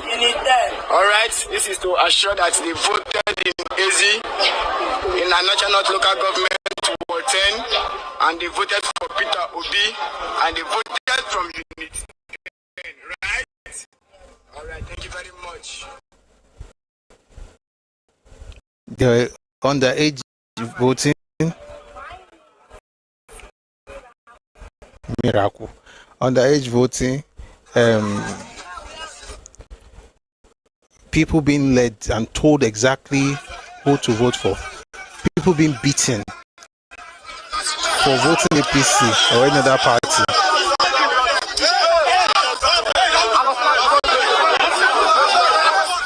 Oh, give me a po. Okpo. So, Jeremy Olazipo on YouTube, it's okay. Like, I'm not even going to argue your Yorubaness. I'm just saying that sometimes we get carried away with the idea that Shele, but you can saw statistics in the way. Those are examples. Those are real life examples. I mean, there are many. I just have to stop at this point. You see people being beaten for voting. Somebody was beaten in their own family. They even did a video. Stupid people saying, "I'm going to cut off my parents because they voted Tinubu." That says my point is that they can't accuse Tinubu of rigging when they didn't produce evidence of rigging. That's my point. Oh, so guys, let me use the opportunity to talk about this thing. You see, when you type, your meanings can get lost in translation.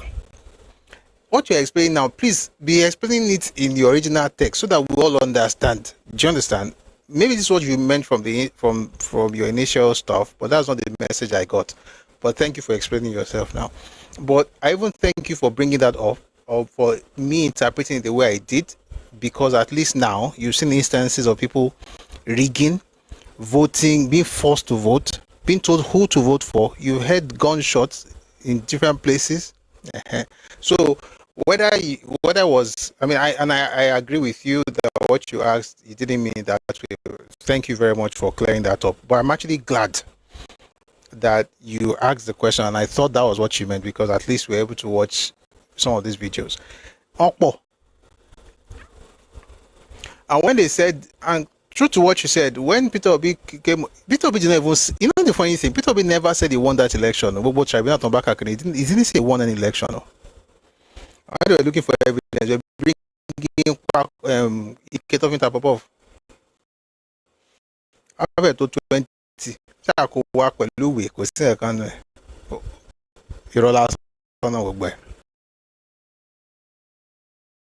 someone said they did all that and they still lost. When they won in that region, in some states they got about 94%. In some states in the southeast, I think the list was about 80% thereabout of the 5 states in the southeast. So yeah, but if you voted Tinubu, you are the one after their lives, and you are the one who rigged your election. This one, by the way, there are videos of people who carried voters card in churches in Lagos, and there were people who put voters card inside septic tanks, or what you call soakaway. People moved about between 200 and 300,000 voters card from the southeast to Lagos. It was crazy. But let's have John. Good evening, Madam John. Someone says, especially in Catholic churches. Yes, because a lot of Igbos go there, so they use it as a cover. And some people were saying that they have to do this voting inside a polling unit inside the church. Very crazy kind of thing that went on last election, but we're good. Let's have Ms. John. Good evening. Good evening, Prof. Good evening. Thank you once again. You see, this is our talk, eh? See, honestly, that 2023 election, I actually wanted, as a Yoruba, I felt for the East. I said, okay, let them allow these people. You know, I wanted that out of that fairness in me. Let's give these people two chance to be the president for once. Not that I was supporting Peter Obi, because I know very much that he will be one of the worst presidents. He doesn't have what it takes. He did not. You did not know that at the time, or you knew afterwards, and it's okay. No, at the time, I knew at that time for different reasons. Yes, I just knew wanted at an that Igbo time, person, which is okay. I just wanted an Igbo person too, because they've tried. But later, all this fracas about them having to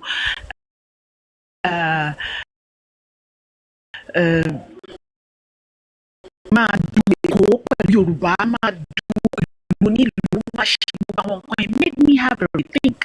So then I went back to the drawing board and I said, okay, let me go back to our history. How this whole thing started. Because you people cannot just be saying other tribes hate you for no reason. There must have been something that had gone wrong somewhere. You know? Made me realize they started all these things first. This type of Delta State. I have been to Ogwashuku twice about 20 years ago for burial. I think ni Odumeji Sirawan. The way those people they refer to Igbos as Igbo people. They don't refer to themselves as Igbo in Ogwashuku. It's a very popular state. Town in Delta State. That is where I think Okocha from, the footballer Okocha is from. They don't refer to themselves as Igbo. I don't know what must have happened now, but because Boshman Sheton ma kúrò níbì kan máa bọ́ sílùú onílùú wọ́n máa pera wọn máa ń pọ̀ ṣe mọ̀ pé tẹ́ bá gbà wọ́n sílé náà kẹ́ tó mọ̀ wọ́n ti kó àbúrò ẹ̀gbọ́n gbogbo ẹ̀ wọ́n ti kó wọn wá from there wọ́n tún ti ń gbilẹ̀ sí wọ́n ṣe ń gbilẹ̀ nílùú onílùú nìyẹn from there wọ́n wá máa claim nǹkan tí ò jẹ́. And I said it on this show before about the last election. In my son's class 3 years ago, I think 2 years ago, yes, 2 years ago, his civic teacher is an Igbo.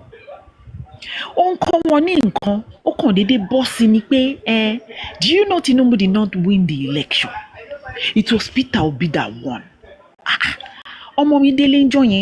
Normally when he gets home, I ask him what happened today, what did you do, Mama? Be a question. I hope you had fun and all. So I think that particular class interested him, so he wanted to know more, to ask more from me. Look of Mom, my civic teacher today said Tinubu did not win the election. Immediately it also I got please 1 more minute, please. My anger aroused immediately. Hello? Yeah, I said 1 more minute, please. Okay. So my anger aroused and I just called the principal. I said, look at what a teacher said in your school. Please, I was so the principal started apologizing and all. What I want to say in the nutshell is that these people should stop all this nonsense. This is not the time to do all these things. Yorubas are awakening now. They can't do all those things and go away with it again. Ko possible more. Tí ó bá wọ̀ come along now. They should stop all these things. The other day, that guy that came to the show was saying all sort of what was out of context. All right. Thank you very much. Thank you so very much, sir. Thank you. Thank you so much. I guess on this issue every time, honestly. I understand. Thank you very much. All right. I'm just going to listen to some of the videos here before we go to the next speaker. Quite interesting stuff during the last election. Elections are coming. I see some of the comments on YouTube, but because your comments, what's your name? The One Message Foundation. You're going to have to engage your brains and ask the questions again. Hopefully, if I notice that you have grown in the last few minutes, I will respond. But he has some videos from the last election. Take a listen to some of the spaces. Excuse me. Some of the exchanges that happened, that took place, right, in the last election, during the last election. Please hold on, please.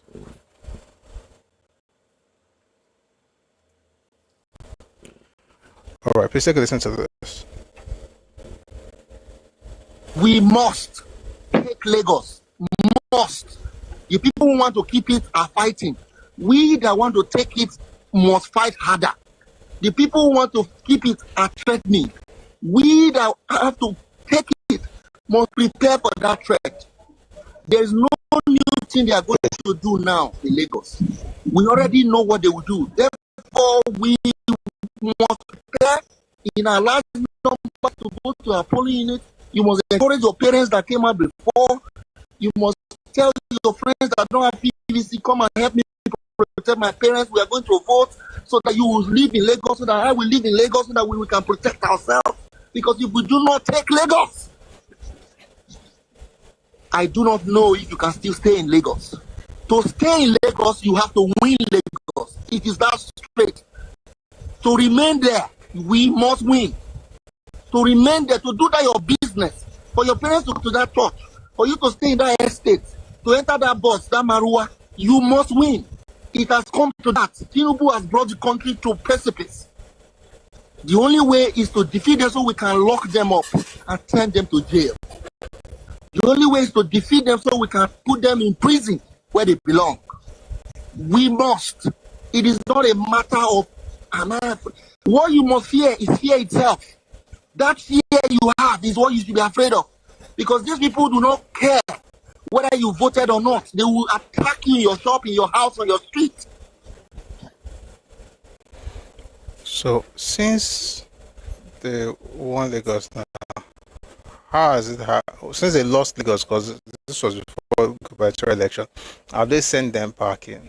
Have they told them to leave Lagos now? This kind of rhetoric, but it's not Mombo, the other. To him, I will commit suicide. I will. If I'm someone from Yoruba land and someone comes to my city and I'm struggling, the person comes there, just within a space of 10 years, I will sell my father's land, my father's house to him, and then use 70% of it to do one bed, and then use the other one to smoke, and then in 6 months I'm back to Manila. I will commit suicide. Because it has shown that I am useless. It has shown that any good impact in this world, and that is what happens to the greater percentage of people that live in Lagos. I heard what someone said here. The truth is that most of all these people that drag Lagos are not even Lagosians. They don't even know where they are. They are like slaves. They are like slaves. Some of them, they don't even know their mother because of the nature of the cultural exhibition and phenomenon of Yoruba culture. They are promiscuous in nature that they don't protect family lineage. So the person that they call father may not even be their father. So they've been living in Lagos, and when you ask them, where are you from, they will tell you Osun State. Where in Osun? An average person you see will tell you is from Ijebu. When was the last time you went to Ijebu? They can't remember.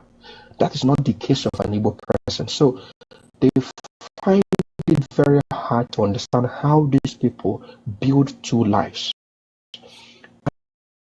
An average Igbo person builds two lives. One is in the east, and one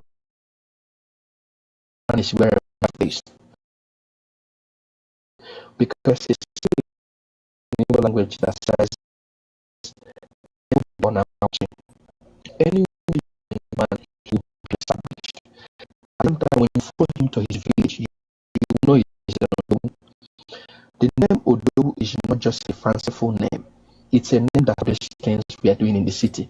Follow me, go back home. You will know where I'm coming from. So it's beyond their imagination that since since the war ended in 1970, they were thinking that they will have an advantage over these people that were given £20, but feet growing exponentially. So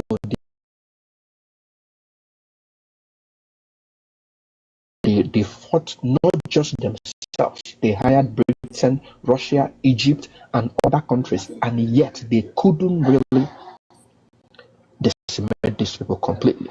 So they are upset that their fathers failed in establishing themselves. Now they are in their youthful age and they have seen exactly the same pattern of life that their fathers failed is manifested in their own life. So sometimes when you look at it, it's not really something I take too personally. I see it as a bunch of failures. Speed. Lagos smells like an abattoir.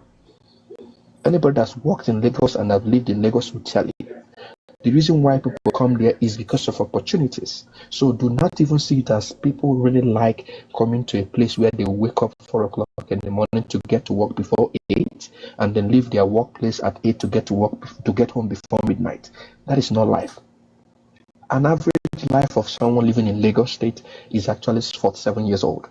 So if you are in Lagos and you are 47 years old, you're already an ancestor because you should have died. That's how bad that city is. But then people glorify it because there is no other option in Nigeria.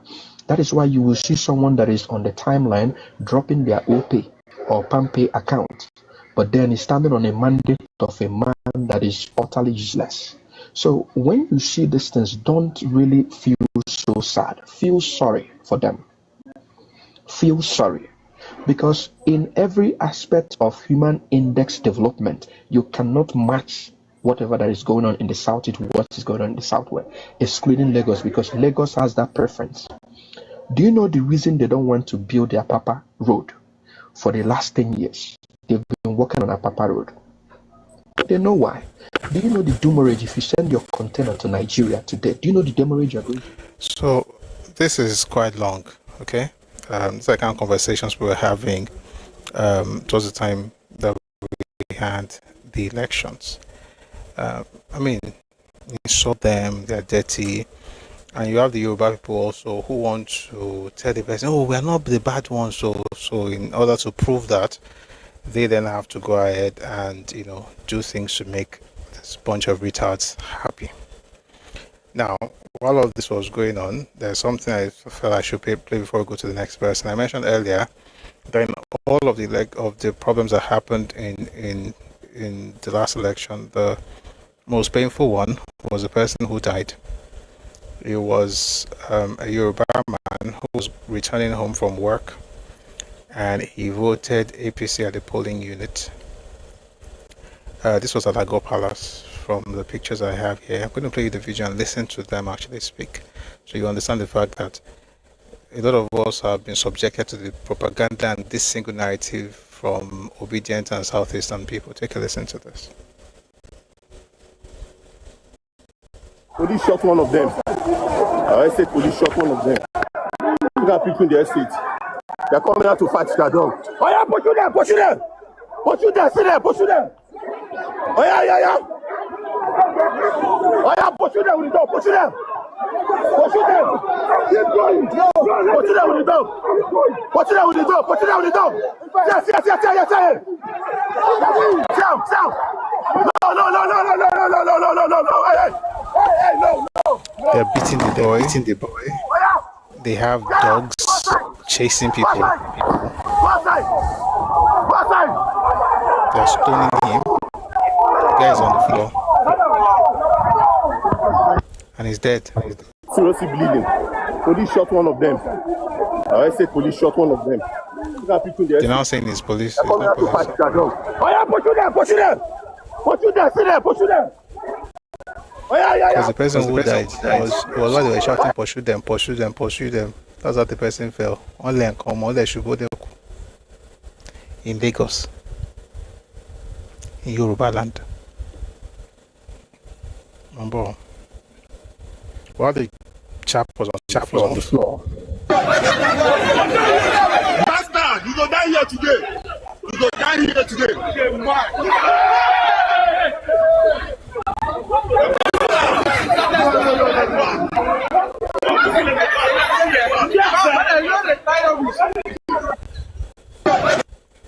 Someone actually picked up a club, was going to hit the dead person on the floor. That's why they shouted, hey.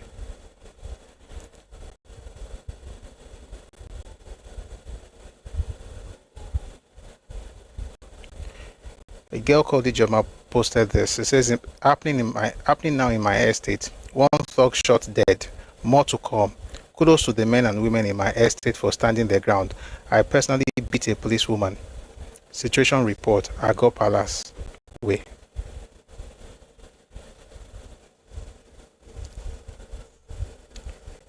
And you are asking, how did we get here? Another lady was on my Facebook page yesterday. I mean, she said all kinds of things. Oh, we've always lived together. We're always good people. No, we didn't unify people before. It was the last election that changed Yoruba people. You know what? Let me find it. I'll read it to you, then I'll read my response.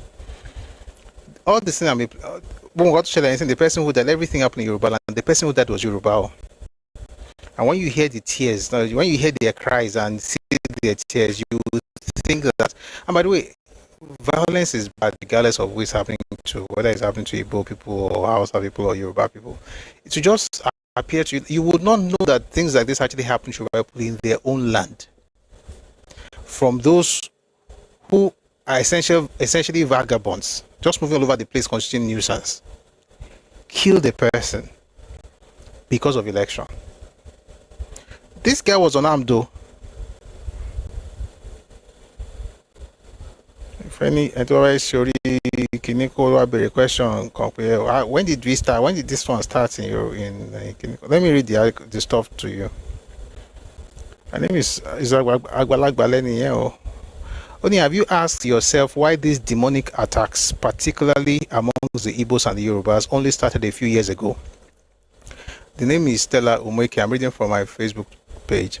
Have you ever asked yourselves why these demonic attacks, particularly among the Igbos and the Yorubas, only started a few years ago?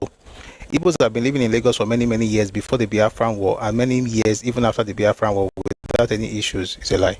Can't you all see the genesis of these unnecessary demonic attacks on both sides? Each pointing accusing fingers on the other, but both doing exactly the same thing to each other. We have had several elections in the past, and nothing like what is happening today ever happened. 2015 election brought in its wake many ugly, unnecessary calumny, which some people rode on to cause ethnic division that was not there before, just to use it to win elections. That election brought out the worst behavior in the history of elections in Nigeria and continued till date.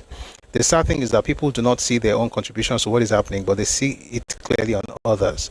We must be aware that what is suitable, fair, and acceptable for one should be equally applied to the other.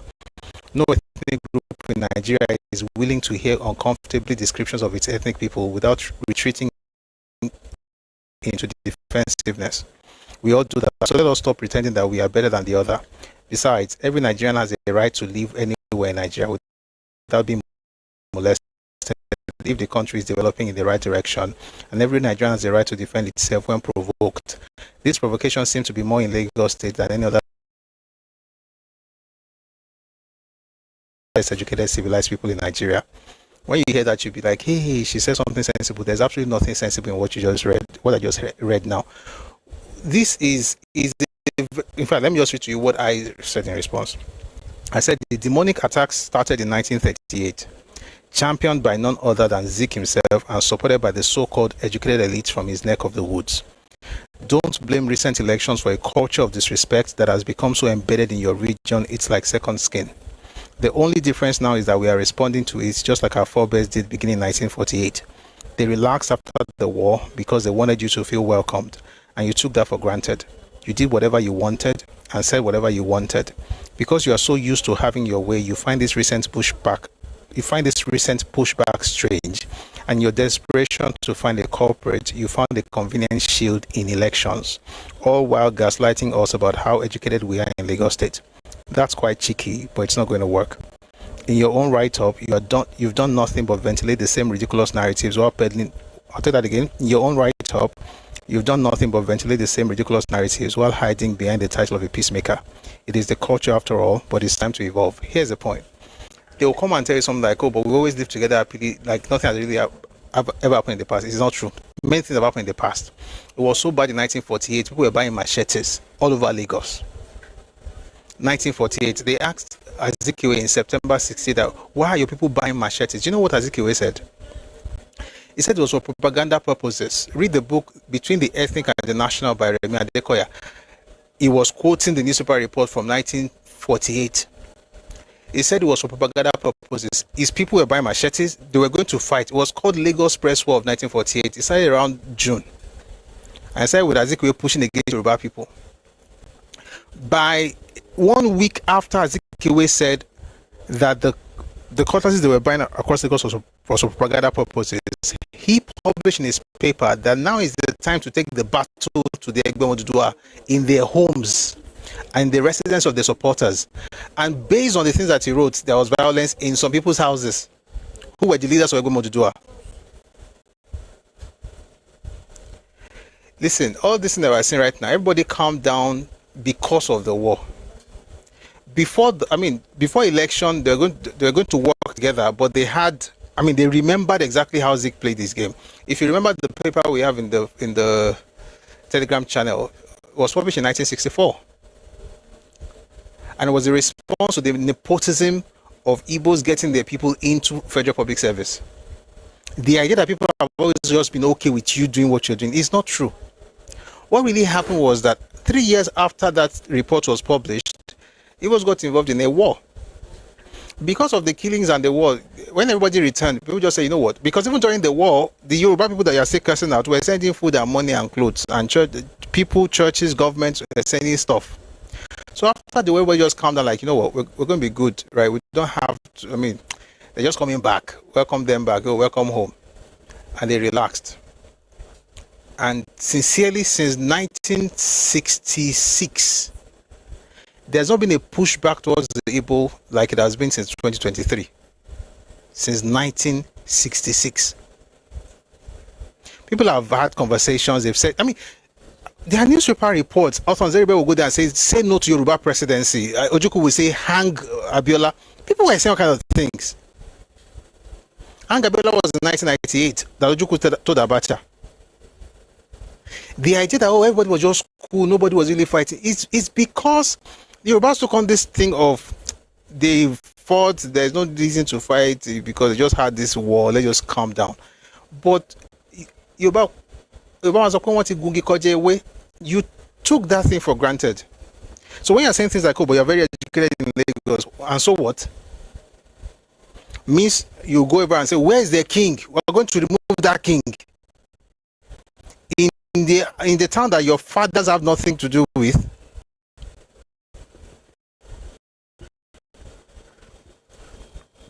This guy that was killed in Agor Palace, what's going to happen to his family because of what? Election? And they're celebrating it. Ijoma is writing there, say kudos to my men for dealing with all those, and the person died. You didn't hear any riots in Yoruba land based on that, though.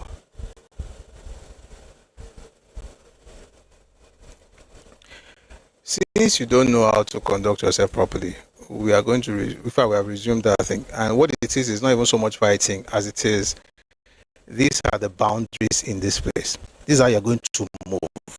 And the old nonsense about every Nigerian has the right to live anywhere in Nigeria. Go and do that stupid thing in Sokoto. That rubbish right you think you have, go and exercise it in Kaduna. Every Nigerian has the right to move anywhere. You can live anywhere. And then you can behave anywhere like primitive. Like primitives. Like you're a very primitive person, just acting as though you are on your way to becoming a Homo sapien. Just makes no sense. Because you cannot type on social media and use phones does not mean that people have actually evolved. It's ridiculous. But when you read this, and by the way, the woman that typed this thing is even maybe one of the smartest person there. Supposed to be very calm and trying to gaslight me with Lagos is said to be best educated. You're supposed to have the best educated civilized people in Nigeria. So what? So because we have the best educated and civilized people means that you go to a place and they have to prove to you that they are cosmopolitan. Meanwhile, where you come from, there's no single cosmopolitan space. Not a town, village, hamlet, nothing's cosmopolitan, but you are the one that will teach everybody about how to live in cosmopolitan spaces. And they can't speak back. The fact that they're even talking back means that they're bigots. Now all these young Yoruba people cowering, just trying to, they'll be essentially kowtowing to who? Walking on eggshells because you don't want to offend people. Like I said every time, I don't speak to offend people, but if you take offense, that's your business. But my goal is not to offend you. I'm not trying to say things to offend you. But if you pick offense, it's a dozen a dime. It's very cheap. You and pick it. That's your business. The point is that people should not be walking on eggshells, especially in their own land, just because they're trying to make you feel comfortable. You weaponize history. The one I want to respond to, maybe I should even start now. This is a very good place. My battlefield, I'll bring you back up. Please, because I need to respond to at least one of the videos they sent to me. I'm going to play you that video, and you understand why. And that's the funny thing. You have all these people just going, making videos, talking rubbish. They sent me many. One clown said, wherever we're from Igbo land, you are speaking a corrupted version of your Igbo. How? Where? When? How? This one literally rewrote history, but we're not supposed to question it, because guess what? It means that we are somehow bigots. But you know what? I don't really care about all these tags that people put on people. I'll find you that video. I think it's here. Please take this. I'm going to bring you back on my battlefield. Play for you. Look at a little bit of history. When Nnamdi came back from the United States, he started his politics in Lagos. He gained ground. Awolowo came back from the United Kingdom. Awolowo was looking for a foothold. Look at a little bit of history. When Nnamdi came. Sorry, this is how we're going to do this. It's not very long. We're going to listen to everything, right? Then I'll now play it and stop and explain. Okay? Because everything you're about to listen to, I'm not joking, everything you're about to listen to is hogwash. That's why when people say things like it's the uneducated people that spread propaganda, you are lying. And I put an article out earlier today. They are cursing me there. I don't care. The uneducated people that are saying rubbish on social media, they got it from people that are speaking English like this. Modeling up timelines, changing history, writing stuff just to make Awo bad. Because once you make Awo look bad, then you can hang him. And then the rest of the young Yoruba people can say, okay, see what the person we're even looking up to did. There's nothing he did wrong. We're going to talk about it today. I'll play the video, then I'm going to start responding. Take a listen, please. A little bit of history. When Nnamdi came back from the United States, he started his politics in Lagos. He gained ground a lot and actually controlled the politics in Lagos. Then when Awolowo came back from the United Kingdom, Awolowo was looking for a foothold, what to lean on, how to form his own basis. And he brought in tribalism in politics. In why should I come and be this and be that?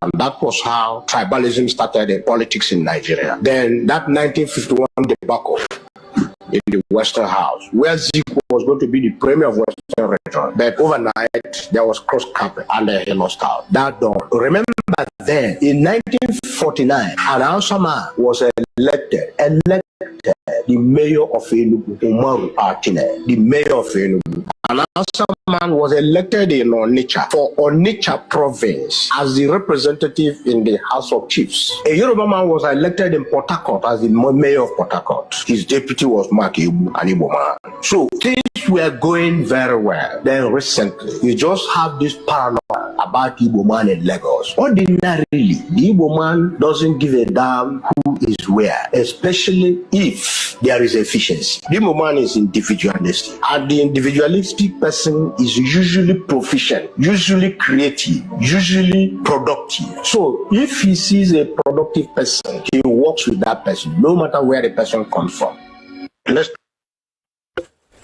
Absolute nonsense. MK Abiola was a productive person. Why didn't he win in the 4 states of the Southeast during the 1993 election? He only won in 1 out of 4. But you know what? Let's try and get into this thing one by one. Let's start all over again. I'll pause and have to speak up at some point. Please take a listen again. A little bit of history. When Nnamdi came back from the United States, he started his politics in Lagos. He gained ground a lot, and that he didn't gain ground a lot. I'll just be talking rubbish. He came back from, actually, when he got back from the US, he moved to Ghana, had issues in Ghana, had this sedition issue with the British colonial government in Ghana, eventually moved to Nigeria. He moved to Nigeria in 1937. Now, you will notice something about what I'm doing right now, mentioning dates, and there's a reason. A person that wants to drive an agenda doesn't care about timelines. All he wants to do is to make his guy look like Kiniko, so that every other thing that happens to that person is because you hate him.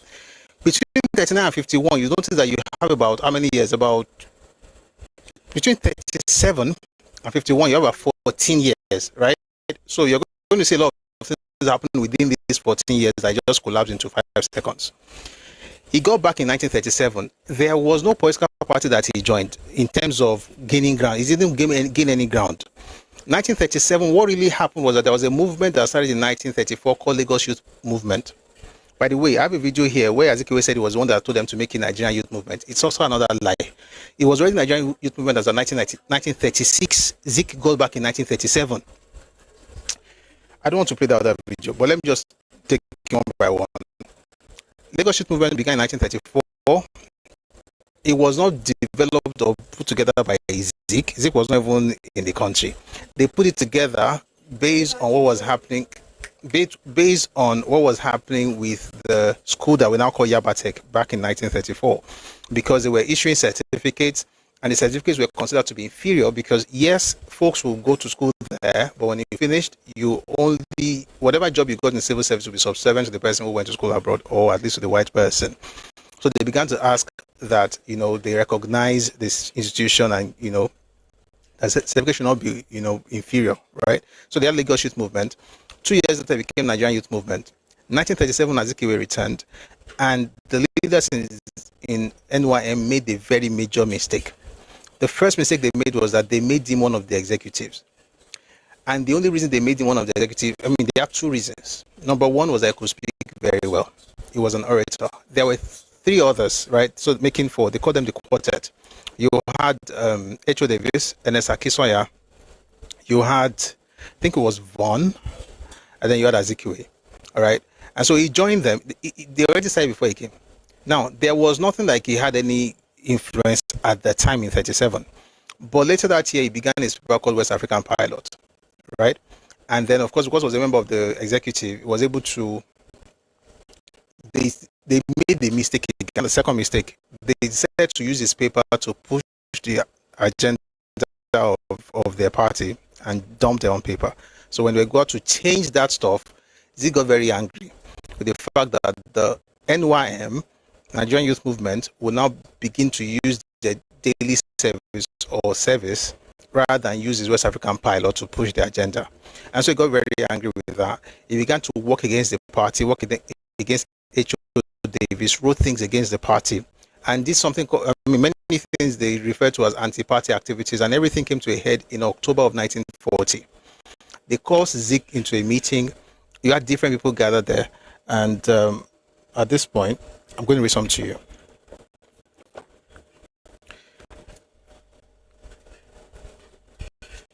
You had different people at that meeting, and they're going to ask him to explain why he has been moving against the NYM. At this point, there was no NCNCO. Because that influence that he's talking about happened in NCNC. But right now, so he came back to Lagos, and then in Kiniko, and Awolowo came back and he used the tribalism. We're going to answer those things. Let me read to you what happened in that meeting, and we have to be very fast with the page.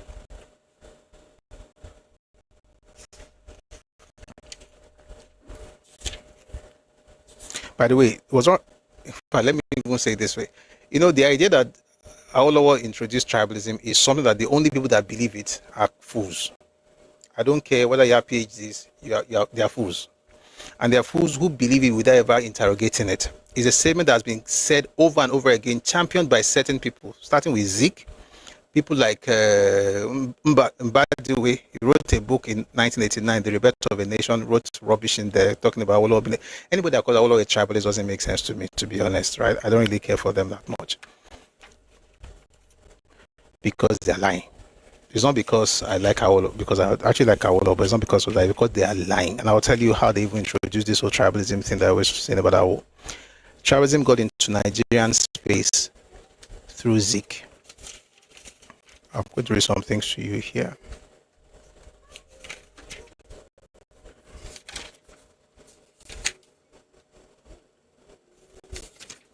I'll be reading a number of books, so please just stay with me. When Dr. Azikiwe returned to Nigeria in 1937, he merely strengthened the leadership of the newly emerging Nigeria. Dr. J.C. Vaughan, Mr. Ernest Ikoli, Obasamla Kisoya, and Chief H.O. Davis had already lighted the flame of the new era of nationalism. They took Nigeria for granted, and so did those of us that faithfully followed them. By the way, the person writing here is Awolowo, because it's the one they call tribalist. So let's read. Did I read about the four people? Mombo, there are a number of things I'm putting together. I want to make sure that we're on the same timeline. Okay, we're good. So it says here,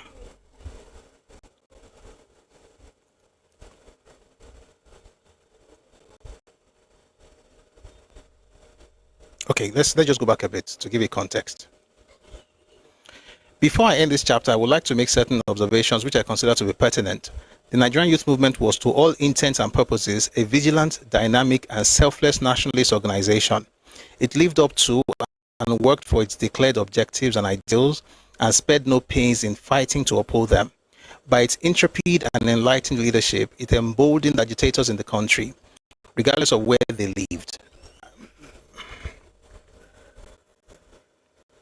So, NYM, like I said, is what came after LYM, Lagos Youth Movement. It happened because they were trying to fight for Yabatek at the time, right?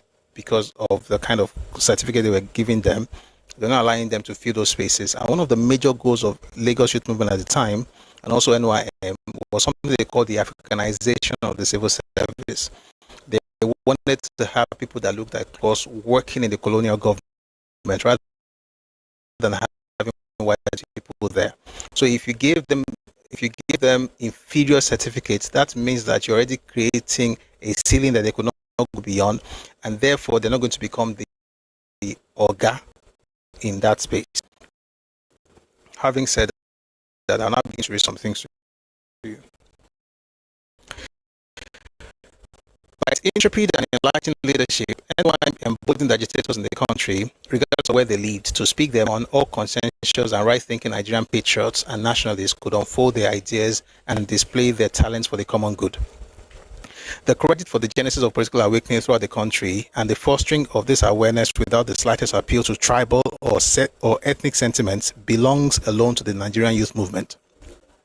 When Dr. Azikiwe returned to Nigeria in 1937, he merely strengthened the leadership of the newly emerging Nigeria.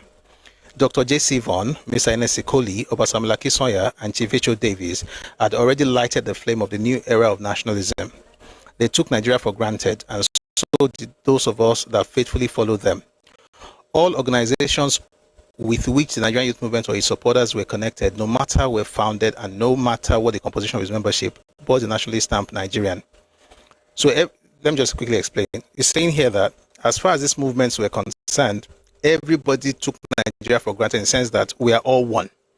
So remember, NYM was the very first nationalist organization that Nigeria ever produced. There were other organizations. There was Nigerian National Democratic Party. I'm rushing. And I think I should slow down. I'm rushing because of time. There's Nigerian National Democratic Party that was formed in 1923 by Herbert Macaulay.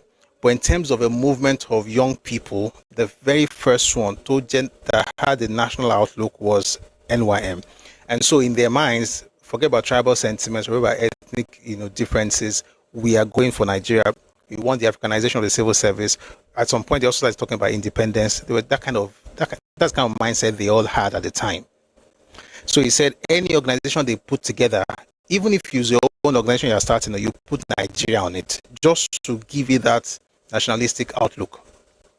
So he says here, all organizations with which the Nigerian youth movement or its supporters were connected, no matter where founded and no matter what the composition of its membership, bore the nationalist stamp Nigerian. With his West African pilot better produced and better run and enjoying much wider circulation than its forerunners, the Nigerian Daily Telegraph and Lagos Daily News, the anti-imperialist campaign which Herbert Macaulay had begun years before, and the new nationalism which the Nigerian youth movement had initiated in 1934 were conveyed in cold print to all the literate sections of the public throughout the country. The fact that in the leadership of the Nigerian youth movement there were more Yorubas than those belonging to other ethnic groups was an accident, and it was in fact not noticed as a strange or undesirable phenomenon until 1941. I'll explain. He's saying here that Zeke started his West African pilot, right? I'm going to read a little about it. Maybe I should just calm down because this speed is not helping me articulate like I would love to. He started West African pilot in 1937, as soon as he returned. And because of the way he published that newspaper, it gave him a considerable influence. Not influence in terms of determining who, like, in the party. There was no political party of, like, but was mostly, but he had power, he had influence as far as molding, shaping public opinion was concerned. I'm talking about Zeke now. West African Pilot was very, very successful, particularly in Lagos, more than Telegraph, more than Lagos Daily News, which was published by Albert Macaulay, more than all those papers, more than Daily Times, more than his paper was good because he employed a kind of rhetoric and propaganda that nobody ever used before him. So it was like the Facebook of the time, like it was like the Instagram, like the social media that TikTok, everybody wanted to get a piece of the pie. People even left government jobs to work for Zeke because of the kind of paper he was publishing. Also, it was influential.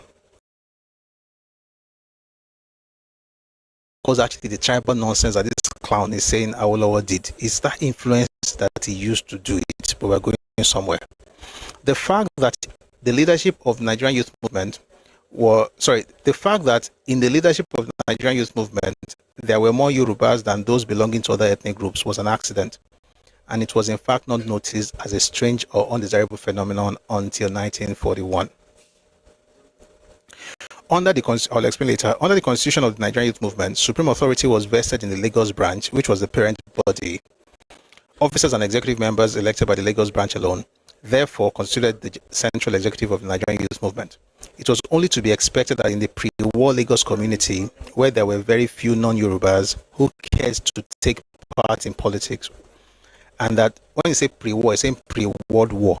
This book was published in 1960. There was no Biafran war at the time. So in the pre-war Lagos, it was only expected that in the pre-war Lagos community, where there were very few non-Yorubas who cared to take part in politics, and that those Yoruba professionals and merchants with an almost obsessional urge for politics should predominate in the ruling hierarchy of the Nigerian youth movement. Let me explain all this to Renchi. What I'm saying here is this. Later on, Zeke was one of those people that started pushing the fact that there are many Yoruba people in the executive council of the Lagos Youth Movement. It's the same thing you hear his children talk about, there are many Yoruba pastors in Redeem. There are many Yoruba people leading this organization. Forgetting the history or the context. It's in Lagos. It's Yoruba land. Very few non-Yoruba people are here. Of those who are here, not all of them are even very interested in politics. Who should dominate the people of the land? But this one was saying in the name of nationalism. It's not nationalism. They are trying to find a way in by using anything.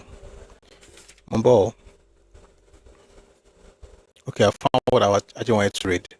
So, when Dr. Azikiwe returned to Nigeria in 1937 with his ideas about new nationalism and the new Africa, one of three choices was open to him for the concrete realization of those ideas. Number one, to join the Nigerian National Democratic Party and expand the territorial influence and activities of that party to other parts of Nigeria outside Lagos. NNDP was founded by Albert Macaulay in 1923, so that was an option for Zeke. He could join that party and then expand its influence beyond Lagos. Number two, to enroll as a member of the Nigerian Youth Movement. Number three, to start a new political party or nationalist movement of his own. He chose the second and became a member of the Nigerian Youth Movement. He was at once elected into the Central Executive Committee of the... I already said all these things. I'm just reading it to confirm to the doubting Thomases. He was at once elected into the Central Executive Committee of the movement. For a while, a very short while indeed, he proved to be an asset to the Nigerian Youth Movement. He was one of the famous volcanic nationalist quartet. Mr. Ikoli, Obasamila Kisoya, Chief H.O. Davis, and Dr. Azikiwe. Now, I'm going to have to rush. I have to.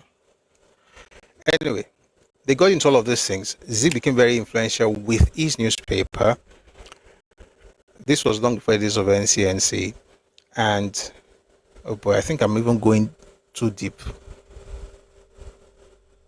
Anyway, And then from 38, he began to show that ethnic bent to the things he was doing.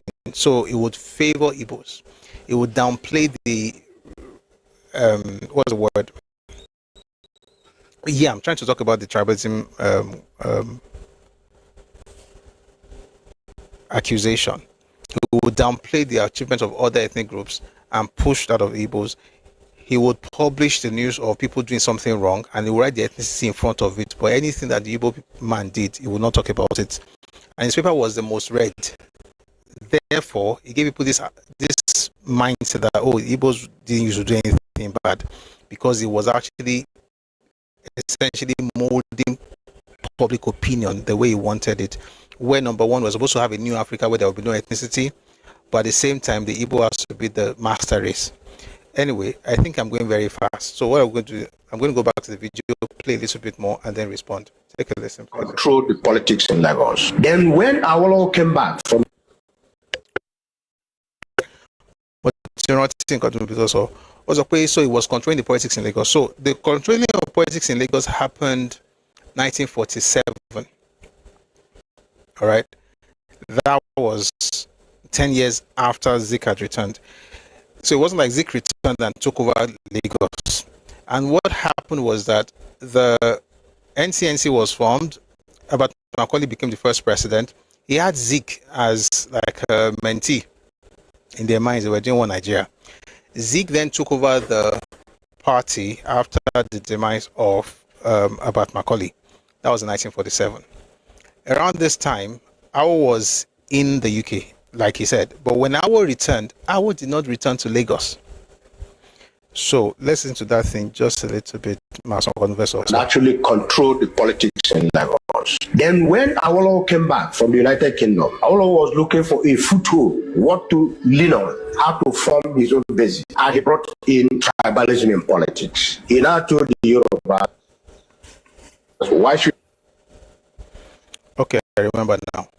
The person who introduced tribalism into Nigerian politics was actually Zik. And he did not do it when Awolowo returned. He actually did it before Awolowo even had a chance to travel. It was in 1941. Just remember, I was going around. Give me a time to switch the audio source. Why have I taken it away?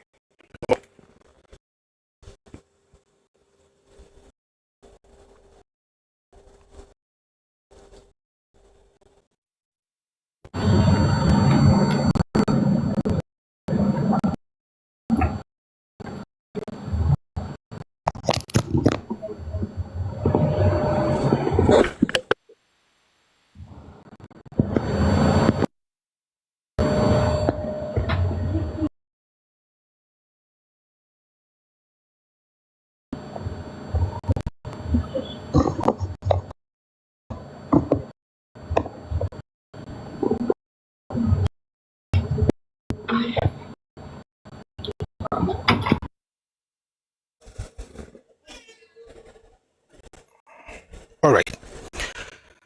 So Zik had become influential. He had his newspaper. It was known and everything. But then he started getting involved in some things against the party because, of course, the party decided not to use his paper any longer. They wanted to use their own paper. So he began to write against the party and so on and so forth. We're going to jump a lot of years. By 1940, the party was tired. So they had a meeting. That's the reason I actually opened this book. So they had a meeting in 1940, October. He had done a lot of rubbish. He had said a lot of things, written a lot of terrible stuff about everybody but Igbos. So by 1940, they had a meeting, and this is one of the things that, so you have people like Chief Oditola, Chief Kashimawo, and then of course Papa was there as a comrade Awolowo, and so on and so forth. So they said here, and this is what Awolowo said to Zik.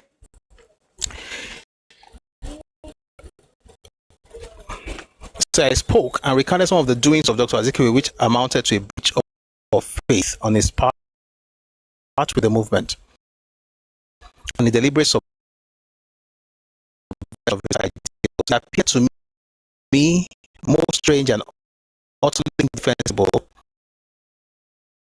that a person with mixed education and professional beliefs should seek devices to destroy the only national organization in the country simply because, as he had just said, of personal differences between him and some members of the movement. So that's what I said is saying you're trying to grift between Yoruba people and Igbo people. They were together in Lagos before Azikiwe. I mean, they were there for a few years before Azikiwe returned in 1937. They got to Lagos late 1920s, early 1930s. Zip returns in 1937 and he came with this idea that we're all the same. At the same time, he wanted his own people to be at the head of everybody. And so all of that eventually led to that meeting. And then in 1941, something really crazy happened. Yes, this is where I'm actually going with all my Turenchi. Something interesting happened in 1941. It was in February. This is what happened. There's a man called Kofu Abayomi. He was a doctor, an ophthalmologist, but he was representing NYM in the Legislative Council in Lagos. And he had to go for a course in London. So the seat was going to be vacant. And so NYM was going to fill that seat because NYM was a movement, but was also a political party. So they're going to fill that seat. Now, they have this guideline in their own, rules. They have this rule where if the president of the organization indicates interest in a particular group, it will run unopposed. So at the time, Kofu Abayomi was the president. When he indicated interest, nobody actually, contested that post with him. Now, NS Ekoli was the president. Kofu Abayomi was going to the UK. Ekoli said he was interested. But another person said he was also interested. That was Samuel Akisoya. So both of them had this thing where both of you were interested. Let's have a primary. Now, that was a mistake, but they had the primary. In the primary, Akisoya won. And then they had this question like, what we did was actually wrong. According to the guideline, we're not supposed to have any primary. I'm using the language of today. That's why I'm using the word primary. They had an election, right?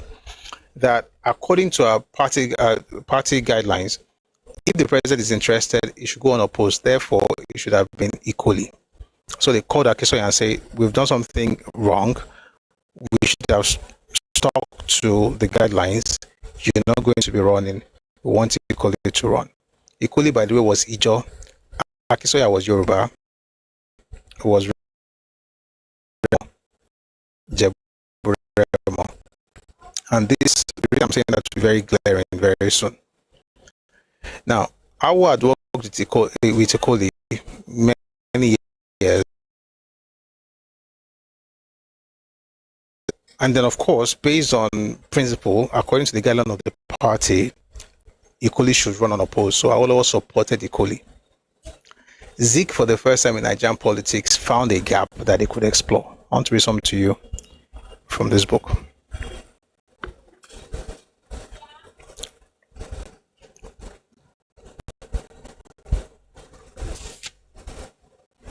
Mbo.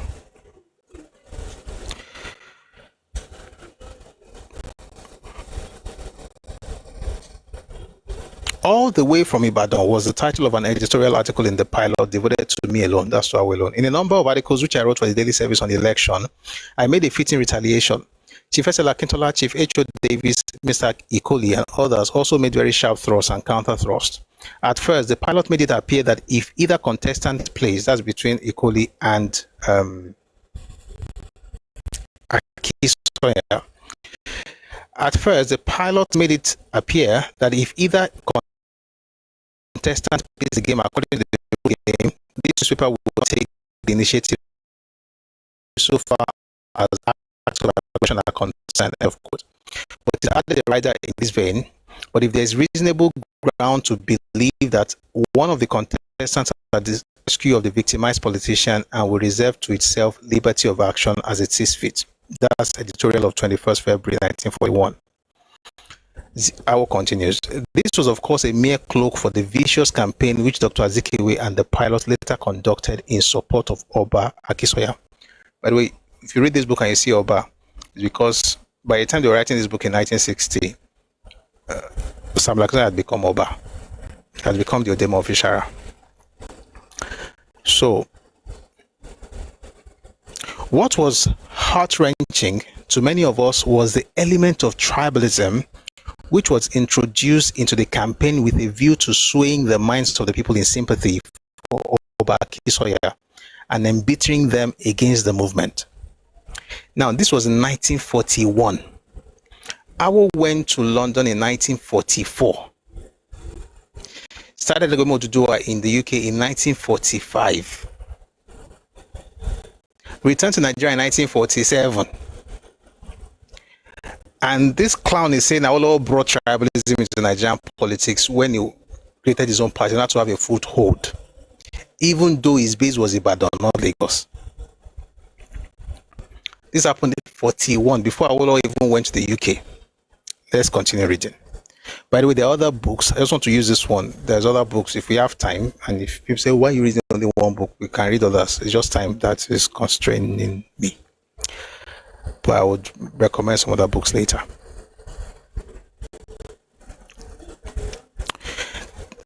Where were we?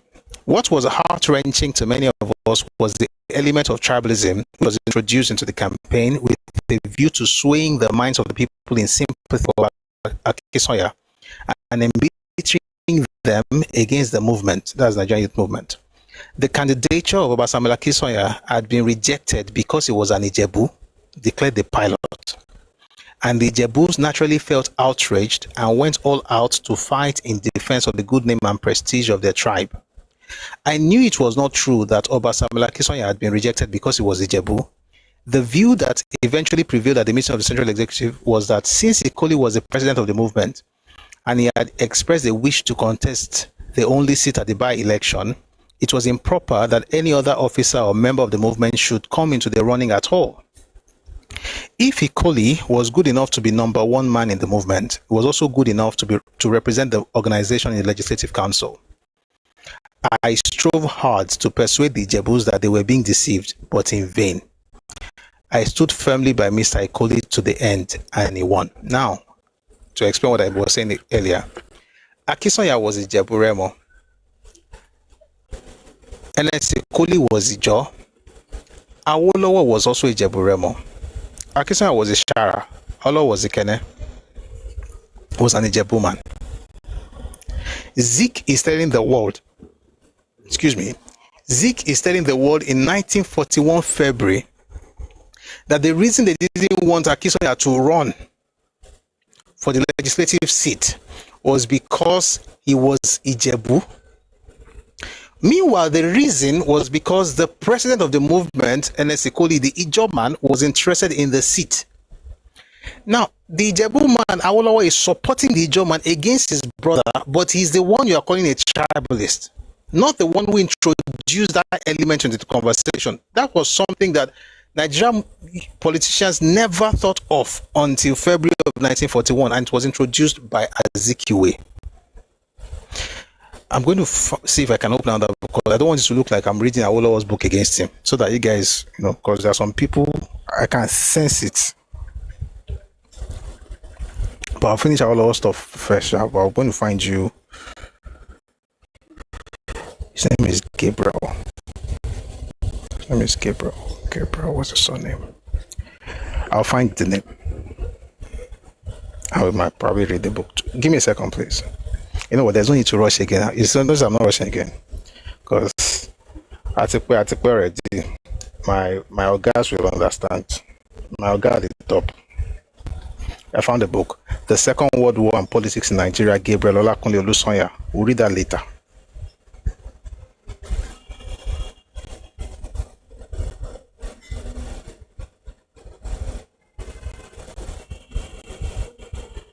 If we have time, we'll read that.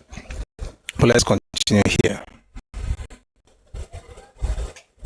So I will say he strove hard to persuade the Ijebus like him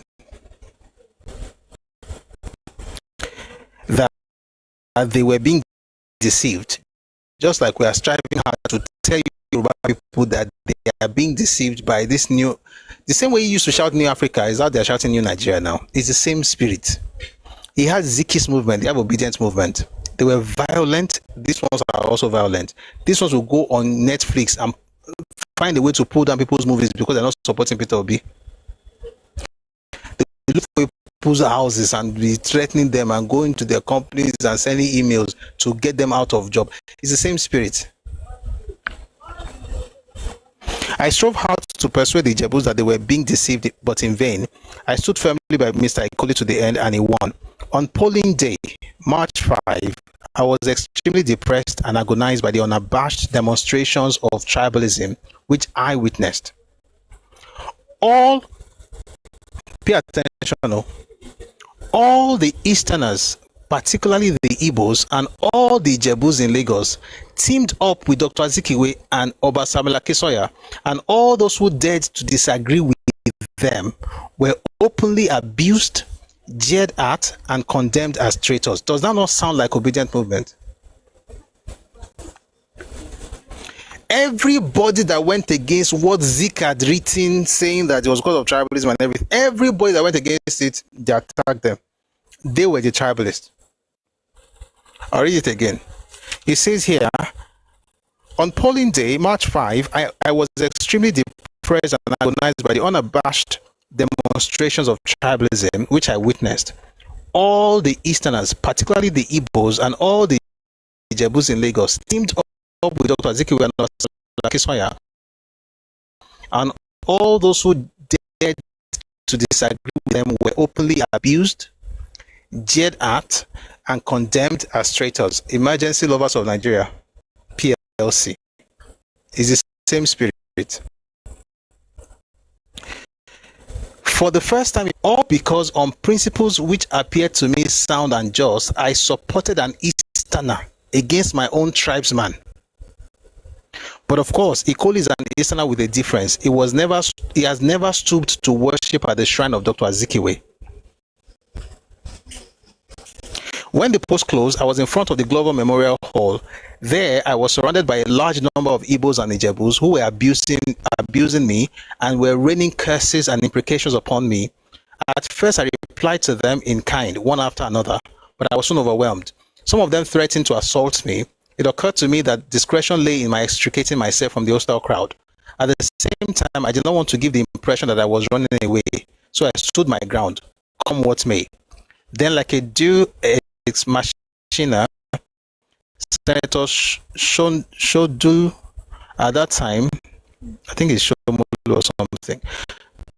The text is a bit off. At that time, a member of the editorial staff of the Pilot and a very good friend of mine appeared. He was greeted with broad smiles by all my maledictors. He approached me and we engaged in conversation. The crowd were nonplussed, and for once or something. Sorry, you know what? This thing is looking funny. And for once they left me alone. I then took him along with me until I got clear of the crowd. I said goodbye to him. It's Shomolu. I said goodbye to him and went my way. Before we parted, Senator Shomolu left me in no doubt that Oba Samuel Akisoya, alias General Shaki, was winning. As I wended my way to Akpogbon Street, the headquarters of the movement and of the daily service, I felt a sense of wrong and grief. So this is Africa. I'm used to myself. When I reached the front of the African Church Cathedral, Broad Street, Lagos, I stopped, closed my eyes, and made the resolution. It was the eve of my 32nd birthday, and I said within me, if the movement lost this election, I would never again fight in the cause of truth, principle, or right. But if we win, I solemnly vow to the God of my heart that wherever the fight is thickest and fiercest in the cause of truth, principle, so may it be. I then opened my eyes and proceeded to Akpogbon Street. I was overjoyed when I heard that Mr. Ikoli had won, but it was the last electoral battle and the last electoral victory of the Nigerian youth movement. Why? Because Azikiwe made sure the party was destroyed. With the exit of Dr. Azikiwe and Obasanjola Akisoya from the movement, all the Easterners, excepting a handful of non-Igbo intellectuals and most of the Ijebus, left the organization. It was futile to preach the movement and its ideals to the Igbos or Ijebus after this incident. That was the introduction of tribalism into Nigerian politics for the first time. It was in 1941. And it was Zik. Whatever makes people even look at an Ijebu man, call him a traitor because he's following an Ijaw man, and they also call him a tribalist. Meanwhile, he's supposed to be quote unquote working against his own. But even that concept, who even introduced that concept in Nigerian politics, was Azikiwe. You find the same in the book I mentioned earlier. We may not have to read it because of time, but if you read, the book is titled The Second World War and Politics in Nigeria, 1939 to 1953, by Gabriel Olakunle. Gabriel Olakunle Olusanya. Someone says, just like Peter is doing in some point. Yes, now, it's not what Peter was doing in the last election. The second coin is Ogun State. Is there anywhere in you say our local coin? Is there anywhere in Ogun State where they're selling bread cheaper? That same tribalistic mindset. And the reason they can do this is because it's what they do at home.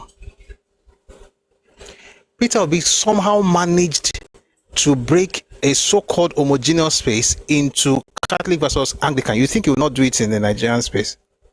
Church, take back your country. You think that's a Christian language? That's a political language. The tribalistic mindset, the idea that you have to break people into two so you can take one against the other. That's what Zik did with Nigerian youth movement. Tribalism in Nigerian politics is the legacy of Azikiwe. That's the point.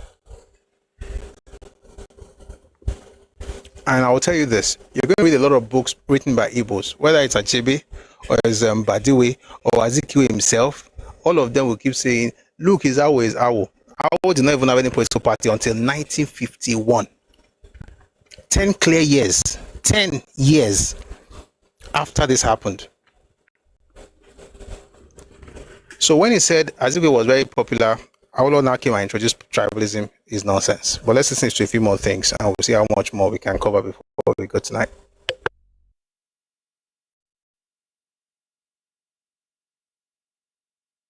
So I'm having an issue because one of the devices I have to charge, but we need it to be able to hear this. You have to find another way, okay? And I think what I'm going to do is I'm just going to play it directly and you will hear it from the mic. So I won't be scattering stuff. All right, let's go back just a bit. Can you hear this? Tribalism in politics. He now told the Yorubas, why should any woman come and be this and be that? And that was how tribalism started in politics in Nigeria. So I've said tribalism starting in politics in Nigeria is not about Awo. It started in 1941. There was no action group was not formed until 1951. I will go back to Nigeria in 1947. They said action group in 1951. Tribalism got into Nigerian politics in 1941 and was introduced by Azikiwe by saying that a man was not going to be voted in because he was Ijebu. Meanwhile, it had nothing to do with his ethnicity. Zik did that. Let's continue. In that 1951 debacle in the Western House, where Zik was going to be the premier of the Western region. Zik was not going to be the premier of Western region in 1951. This one, I think we're going to continue this on Monday. Do you want to hear it? Let me just ask. Should we go deeper into this? Or should we make it on Monday?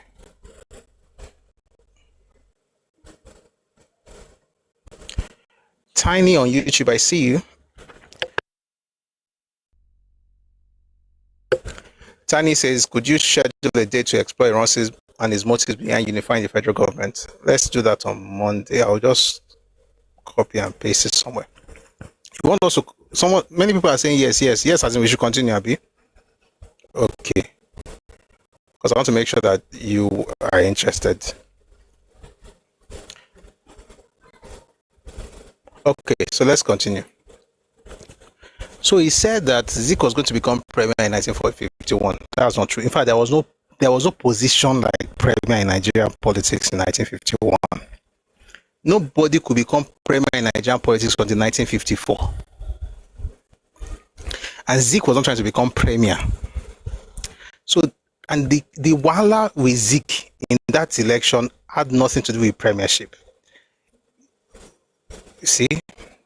By the way, I've heard Yoruba people also say things like, Mombo, I'm just trying to create something. 1 second. I've heard some Yoruba people also say things like, oh, Zeke was trying to become premier, and so that was not what happened. So let's go get into this.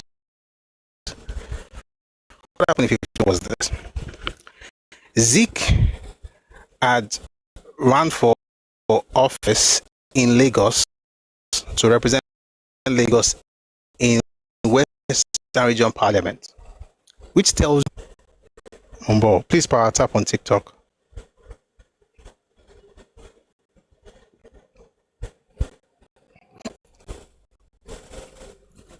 And this time, we're going to listen to Zeke himself.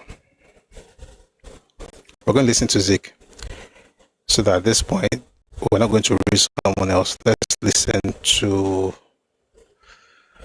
Let's read my Odyssey. So Zeke ran for office in Lagos. Thank you for the gift, Toy. And guess what? He won. So much for tribalist Yoruba. I'll read something to you here. Bala baby. Mombo. He published this book in 1970. Good, I found it. This is what Azikiwe said in his book.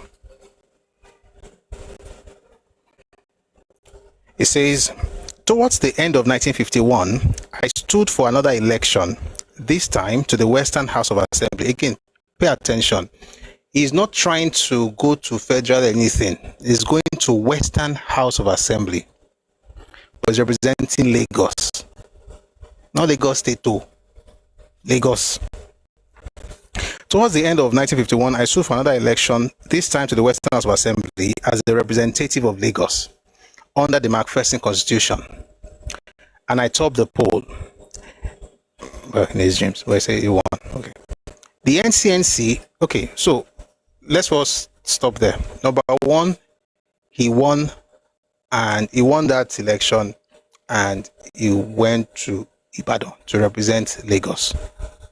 So we all agree that he won. Okay, that the tribalist Yoruba people voted for Azikiwe to represent them in Parliament. Meanwhile, okay, I'll talk about what happened with the mayor of Lagos later.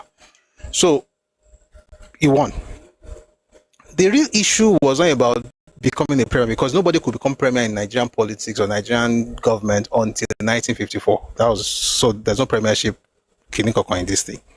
The real issue was how many seats people had in Parliament. In other words, how many seats a party had in Parliament. And this is what Zeke said in his book. And please answer me if this makes sense to you. The NCNC was under the impression that it had won the election for 3 out of 80. As it turned out, 20 of the legislators who were known or regarded as NCNC members or supporters or sympathizers decided to align them under the impression that you won an election. Anybody who tells you that they were under the impression, the person is a liar. Zeke is saying that the party was under the impression that they had won. How could you be under any impression that you won? You either won or you lost. But why did he say that? Because he was trying to gaslight the rest of the country. And I'm going to read here. We shall speak together. The political philosophy of Chief Obafemi Awolowo.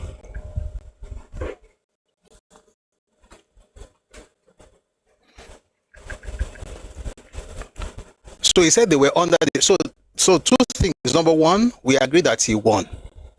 Okay, so all those tribalist nonsense. 1951, all those tribalists, they're tribalist. He won to represent Lagos in Ibadan.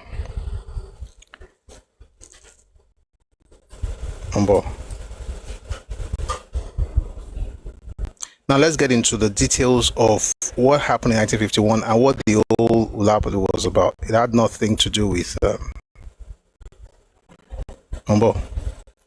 had nothing to do with premiership. So I'm going to read to you now from Olaiwola Abegunri's book. The book is titled Chief Obafemi Awolowo, the Political Moses. Sorry, that's Odugowa's book. This one is called The Political Philosophy of Chief Obafemi Awolowo. That's the title of the book I'm about to read right now. The other one is something else. The 1951 parliamentary elections was contested by two main political parties, the Action Group and the NCNC. They vied for supremacy in the Western Nigeria. Although there were other local parties, mostly cultural organizations without affiliation to the AG or the NCNC before the elections. I'm going to read that slowly. Although there were other local parties, mostly cultural organizations without affiliation to the AG or the NCNC before the elections. What are they saying? There were two major political parties, AG, NCNC. Okay? But there were other groups. Those groups were independent, autonomous organizations. They were on their own. Okay, and we're going to get into their names later. But they were not affiliated with either AG or with either AG, or they were neither affiliated to AG nor NCNC. Okay. Some of these local organizations were Ibadan People's Party and Ibadan Citizens Council in Ibadan. That's IPP and ICC. Ondo Improvement League in Ondo. Otuedo in Benin. Nigerian People's Congress MPC in Lagos. Before the elections, the public relations officer of the Nigerian government, Mr. Harold Cooper, wrote to all political parties contesting the elections to make known names of their candidates for the final elections to the House of Assembly. In addition, Mr. Cooper told newsmen at a press conference that this is what he said. This would help his department to identify the party to which elected candidates belong when issuing press releases or broadcasting results of the final election on Monday, September 22. It is understood that letters have been dispatched to the secretariats of the NCNC, the Action Group, the Nigerian People's Congress, and other parties contesting the elections. Listen, the Action Group submitted its list of candidates, while the NCNC did not submit or publish the names of its candidates. Why? Let's go back to Zeke's stuff. Let's go back to Zeke's book and what Zeke actually said. So they said Action Group, the party, published the list of their own guys where they on. NCNC, that's the party that Zeke was leading.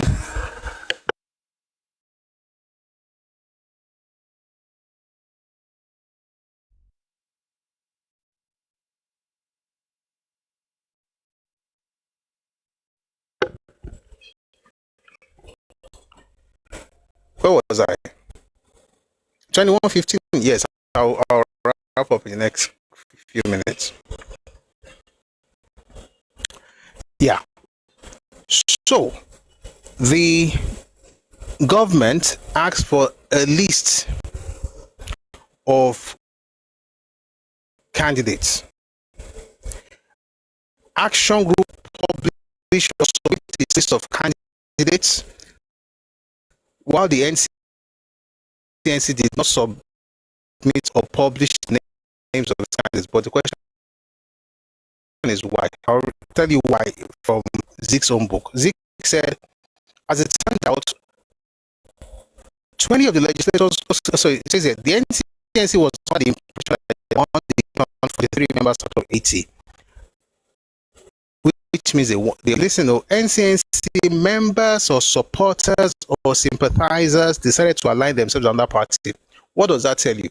It means that when they were submitting list of candidates, NCNC did not submit list of candidates because in their minds they were expecting certain people to win and then choose to become part of NCNC. How do I know that? Let me read some of the names on the list to you. Names like Chief Author Prest, Anthony Naoro, WJ Falaye, F. Awoshika, Chief S. Akinola, then says Chief AME. This is the part I want you to actually focus on. Chief AME Akinloye was a candidate supported by the Mabolaje NCNC Alliance at Ibadan. Chief Saboderi, Akinbiyi, and Lanleyin were also supported by the Mabolaje NCNC Alliance at Ibadan. Only the late Alhaji Adegoke Adelabu, also of the Mabolaje NCNC Alliance, associated with the NCNC after the election. So we're going to zero in on this NCNC Alliance and Mabolaje. He's mentioning certain people. He's mentioning Akinloye. He's mentioning Abodeni, Akinbiyi, Lanleyin, and Adegoke Adelabu Kwenkelemes. Now, listen to this. Chief AME Akinloye, Chief Muyo Abodeni. So I'm back to the other book by Olaiwola Beguni. Chief AME Akinloye, Chief Muyo Abodeni, Chief DT Akinbiyi, Chief S.O. Lanleyin, Chief S.A. Akinyemi, and Alhaji Adegoke Adelabu all contested on NCNC. No, Ibadan People's Party, Egbomo Ibile platform, and they won. They were independent of both the AG and the NCNC. Only Alhaji Adelabu went with the NCNC. According to Chief Abodeni, one of the people that Zik mentioned, Dr. Azikiwe had sent,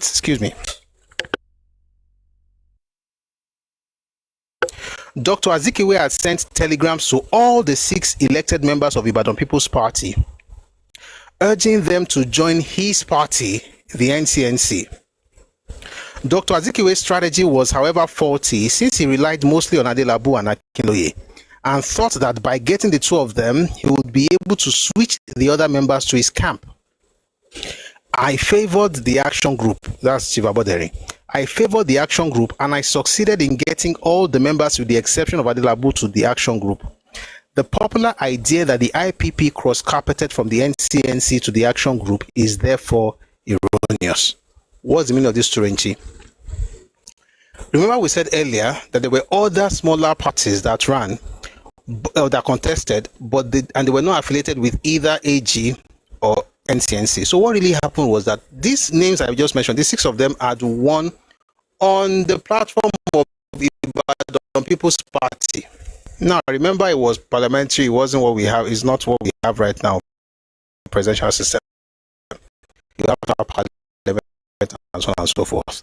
So your job as a political party is to have the majority in parliament.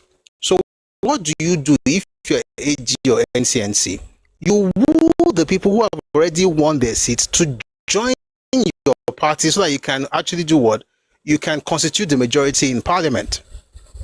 The people, they did not leave NCNC to join AG, at least at this point. I'm going to talk about when people left. They didn't really leave, but we'll talk about how that played out.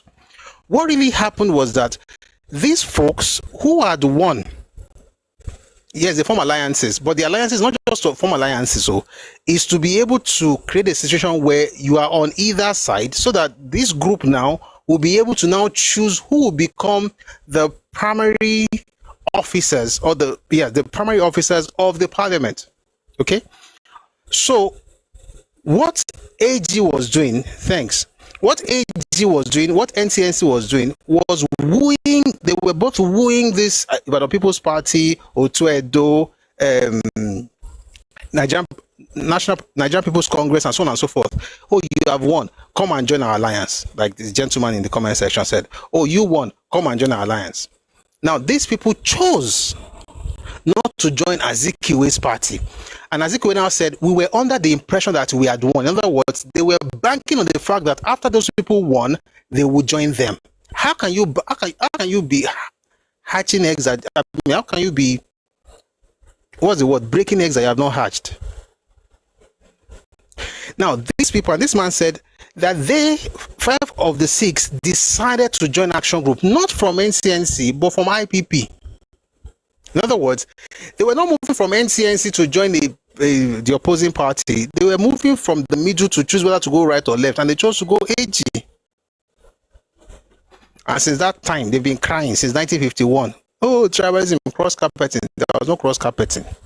The man says here, I favored the action group and I succeeded in getting all the members with the exception of Adelabu to the action group. The popular idea that the IPP cross-carpeted from the NCNC to the action group is therefore erroneous. And he said the reason it did not work was because Azikiwe was banking on using Adelabu and Akinloye to get the rest of them. And it did not work out, but he was able to convince 5 people. Whatever he used to convince them, he used it. His politics. At the close of the election on September 24, 1951, the action group, judging by its list of candidates released before the election, had won 32 out of the 72 seats contested.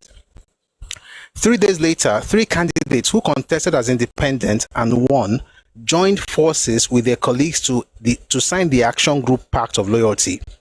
They were Alhaji DS Adegbenro, Egba Division, J.O. Oshuntokun, Ekiti Division, and Eso Hassan, Ekpe Division, making AG 41 seats.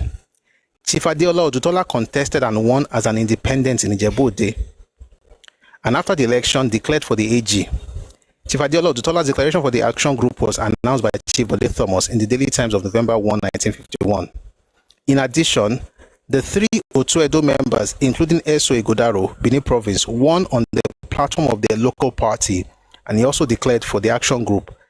The details is in the table. So, if you notice from what the names I've been mentioning right now, they did not win on either AG platform or NCNC platform. They went on their own. Some of them were even independent candidates, like Odutola.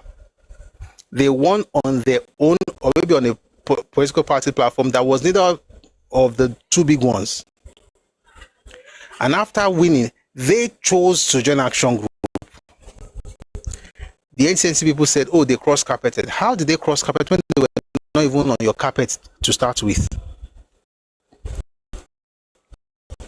The Western Regional Elections of November 1951 gave the action group a majority victory of 44 seats out of 75 seats in the Western Nigeria House of Assembly. Only in Lagos were the 5 seats won by the NCNC, led by Nnamdi Azikiwe. And listen to this, there were internal squabbles and indiscipline within the party, which led to all the 5 NCNC legislators contesting among themselves for the 2 seats allocated to Lagos in the House of Representatives. What does that mean? So number 1, there was no cross-carpeting in the sense that these people are always shouting somebody did tribalism. Okay. Number 2, the real issue was that the 5 seats from Lagos were all cleared by NCNC. Action Group did not win. NCNC won. But here's the problem. Lagos had, there was a duty to now present 2 people from the 5 at the House of Representatives in Lagos. So these people are already in Western Region Parliament. So we're not going to send them from the regional parliament to represent Lagos, but it's going to be in the House of Representatives. So they're not being voted by the people, they'll be voted by their peers in parliament. Okay? But they're already from Lagos, so it makes sense. We're just going to vote 2 to go there. Now let me ask you a question. Whose duty should that be? No, let me not ask you because it might be a bit tricky. I'll ask it this way. If you are leading a party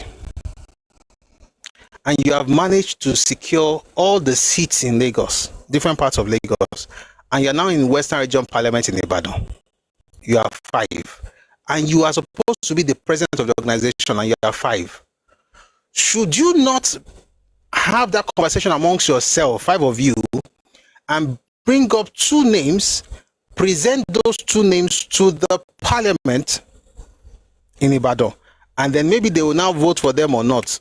At least you know that you have done your homework. Does that not make sense? I think that's a sensible thing to do.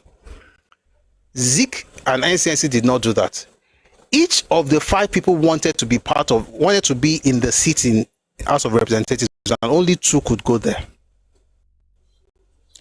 Zik wanted to go, and Zik could not get he couldn't get 3 of the remaining 4 to back out or to step down. But he must go as far as he was concerned, and each of the other guys said they also wanted to go. So this had nothing to do with what happened in Parliament in Ibadan. This had to do with what happened in their own political party. Was anyone they couldn't agree on who would represent, because they had already won, so AG couldn't even do much as far as picking the people that will go. And NCNC won those 5 seats. Now that you have won the 5 seats, who amongst you, give us 2 names that will represent the region or Lagos in House of Representatives? The 5 of them raise their hands. You see waiting AG do. Only in Lagos were the 5 seats won by the NCNC led by Dr. Nnamdi Azikiwe, and there were internal squabbles and indiscipline within the party, which led to all the 5 NCNC legislators contesting among themselves for the 2 seats allocated to Lagos in the House of Representatives.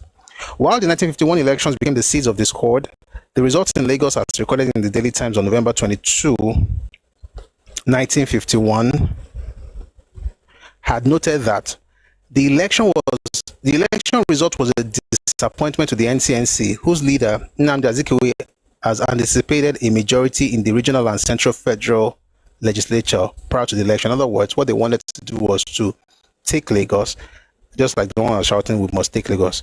Take Lagos, that's the central legislature, take the Western Region Parliament, have NCNC there, then you can actually have Zik become whatever I wanted to become. Again, there was no premier at this time. This was 1951. There was no premier until 1954. But what could have happened is this. If you had been able to, get the majority in Parliament, you would then be able to do what they did in 1952, which is appoint the leader of government business. And the person that was appointed in 1952 in Western Region was Awolowo. So it could have been Zik if Zik had gotten the majority in Parliament in 1951.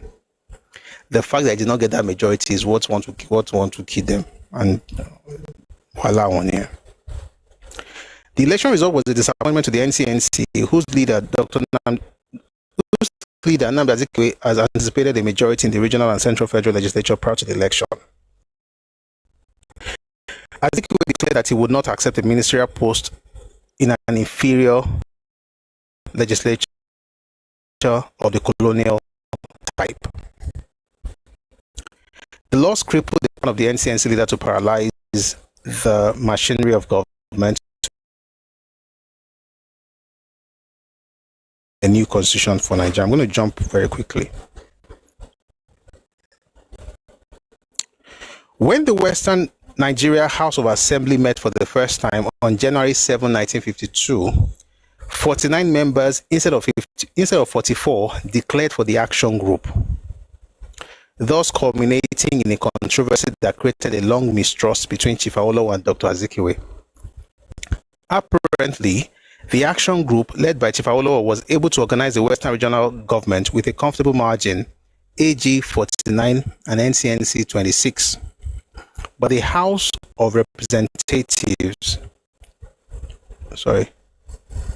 but the House of Assembly was required to elect 2 of the 5 NCNC representatives from Lagos to the House of Representatives. Please pay attention. The action group majority in the House voted for Dr. Olorunimbe, NCNC, Yoruba, and Prince Adeleke Adedoyin, a Yoruba, who later joined the NCNC, and Igbo. Azikiwe and most of the Igbo believe that Chief Awolowo used ethnic persuasion to win over Dr. Olorunimbe and Prince Adedoyin, and both deserted Dr. Azikiwe's NCNC-led political party and joined the action group. That's what they are angry about. I'm going to explain all over again. You were 5, then be 2, later become 3. All of them, they live in peace and harmony. Suddenly, they said 5 of you choose 2. Your NCNC people would not have enough sense to choose 2 people. So what happened? The AG folks decided to choose. By the way, I should mention this. Would you believe if I told you that Azikiwe went to meet the father of Prince Adedoyin, who was a king, and told him that he should ask his son to step down for him?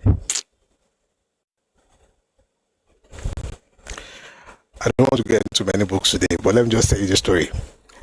He went to talk to the king that Prince Adedoyin should step down for him. So Kabesi asked a question. This position you want to go for, is it a good position? He said yes. So he said, if it is good, why should my son step down for you? That's how the king also became tribalist. You see where we're going. So, of the 5, they could not come to terms with who should actually represent Lagos in House of Representatives. So, what happened? The majority in the parliament had to make the decision. And what did they do? They chose Olorunimbe and Adedoyin, because they were not going to step down for Zeke. That's the real issue. It wasn't about cross-carpeting. The cross-carpeting thing came after this.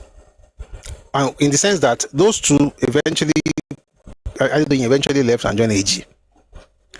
But when you hear they cross-carpeted, they moved, what they're talking about are they're talking about a group of people, right, who were independent, who chose AG over NCNC. They did not leave NCNC to port into AG. They decided not to go with NCNC because they were not disciplined, they were not organized, they were just rabble-rousing. So, Azikiwe and most of the Igbo believe that Chief Awolowo used ethnic persuasion to win over Dr. Olorunimbe and Prince Adedoyin. Let me now speak on this. Oh, Chief Awolowo used ethnic persuasion to convince Olorunimbe and Adedoyin. I don't know if that's what Awolowo did, but if that's what he did, on carry lie. And if I had the opportunity, I'll do exactly the same thing. Why? This Zeke, who wants to represent Lagos and represent Western region, had already told us that his own ethnicity is the one that was specially created by God to lead the children of Africa. He started, let's go back just a bit. He started his own, campaign of calumny in 1938.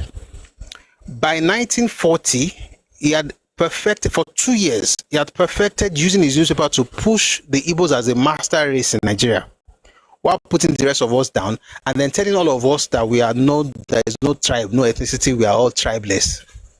New Africa. But he was pushing his ethnicity.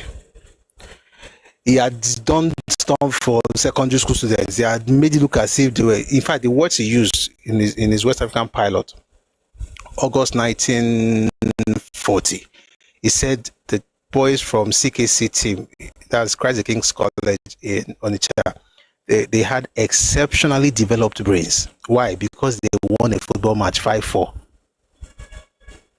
And when those same boys were beaten 2-1 in Ibadan, 2 weeks after, Zeke did not publish it for another 2 weeks. They had to ask him, beg him, publish this thing now. And when he published it, he said it was that they lost because they were tired. I don't know how any sensible person will think that traveling from Onitsha to Ibadan will get you tired, but traveling from Onitsha to Lagos will not get you tired. So when they won the match, Zeke said they had exceptionally developed brains. When they lost the match, he said because they were tired. It was not even 5-4, it's 5-4. He had written about, we've had the session here where we discuss all the things that Zeke did in the 1940s. He will put all the error, if you commit any crime, he'll put it in the front of the newspaper, and then he'll write your ethnicity there. Zeke was one that used to do it. He will write, and by the way, if your name was not Yoruba, he will make sure they write there, it is Edo, so that nobody will make any mistake to think that because it's not Yoruba, it's Igbo. Anything Igbo people did, they will not write it there. But if you were, let's say you are Urobo or Ibibi or whatever, they'll write it there just to be clear that people know that ethnicity is Wambe. If his people had a 2-1, like there was a case where an Igbo person had a 2-1, they just returned from Cambridge, had a 2-1, Zeke put it in the front of paper. The Yoruba person that had the first class, they put it at the back page, one small corner, but the 2-1 had the headline. That kind of mindset.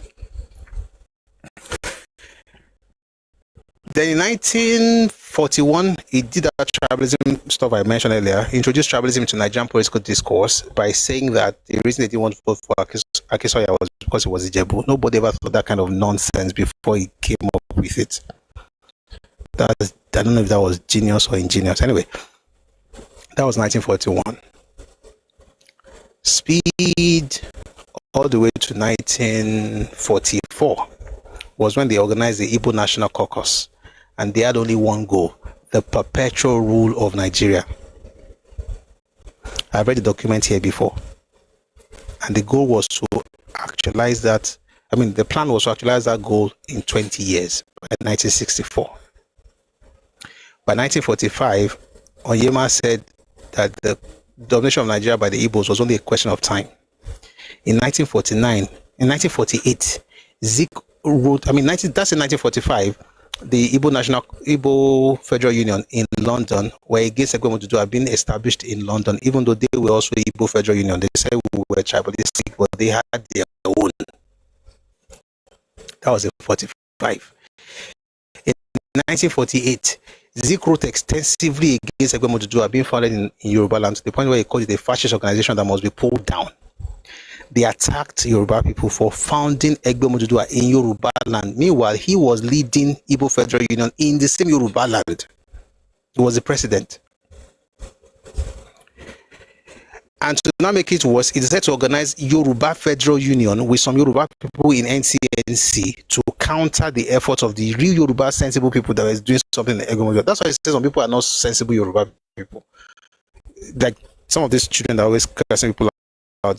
If you do go to Nobu, you are against my life. You are Yoruba. You are tribalist. They are the children of those ones that followed Zik in 1948 to organize Yoruba Federal Union against Yoruba people in Yoruba land. While Zik was leading Igbo Federal Union, but he didn't like the idea of Egbe Modudu. That was a Saturday. Zik said that the God of Africa had specially created the Igbo nation to lead the region of Africa from the bondage of the ages. In other words, they were the superior race. He even mentioned that they were the martial race. I have the speech. I read it here before. Okay, you can find it. You can find it in the book I mentioned earlier after the Second World War. You can find it in Awolowo's autobiography. You find it in the book by G.O. Lusonya, the one I mentioned earlier. Let me give you the title. I'm going somewhere with all this data I'm mentioning. Just stay with me. I'm almost there. So back to the 1949, Abi.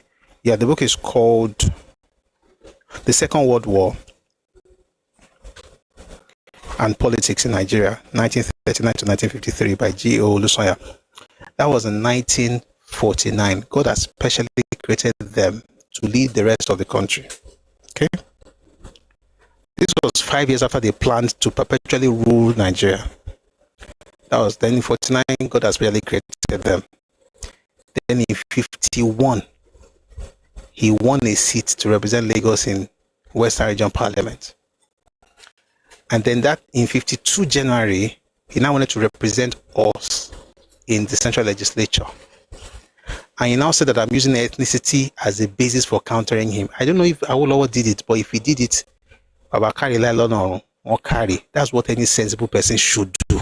Because if that kind of person begins to represent you at the highest level and somehow finds a way to have the majority in parliament and becomes the leader of government business and later become premier in 1954, that person will do to you exactly what he did at the federal level, where he filled the entire place with Igbos and the rest of you have to look up to them. Because why?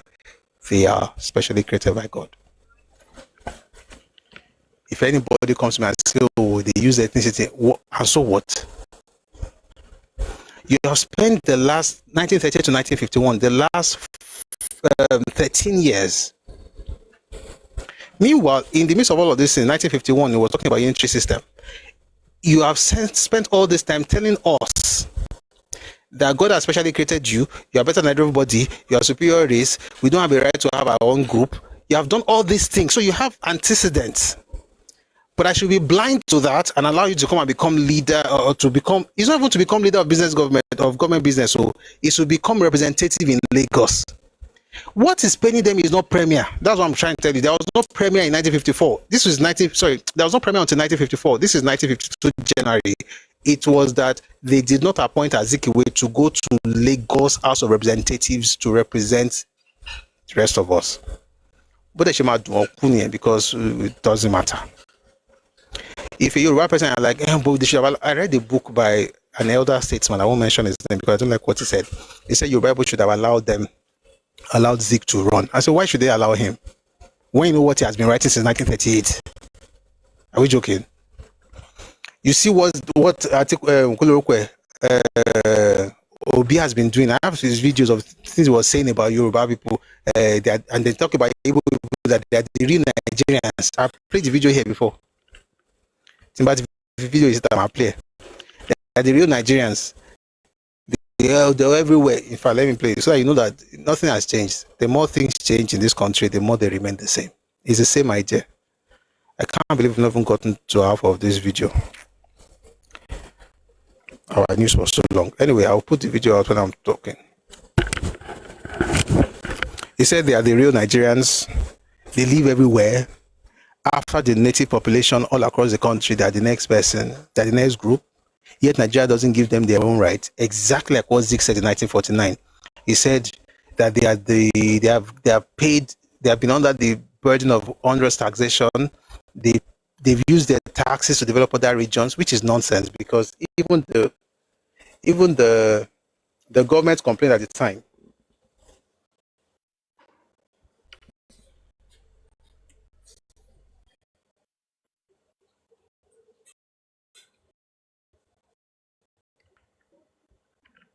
One second, please.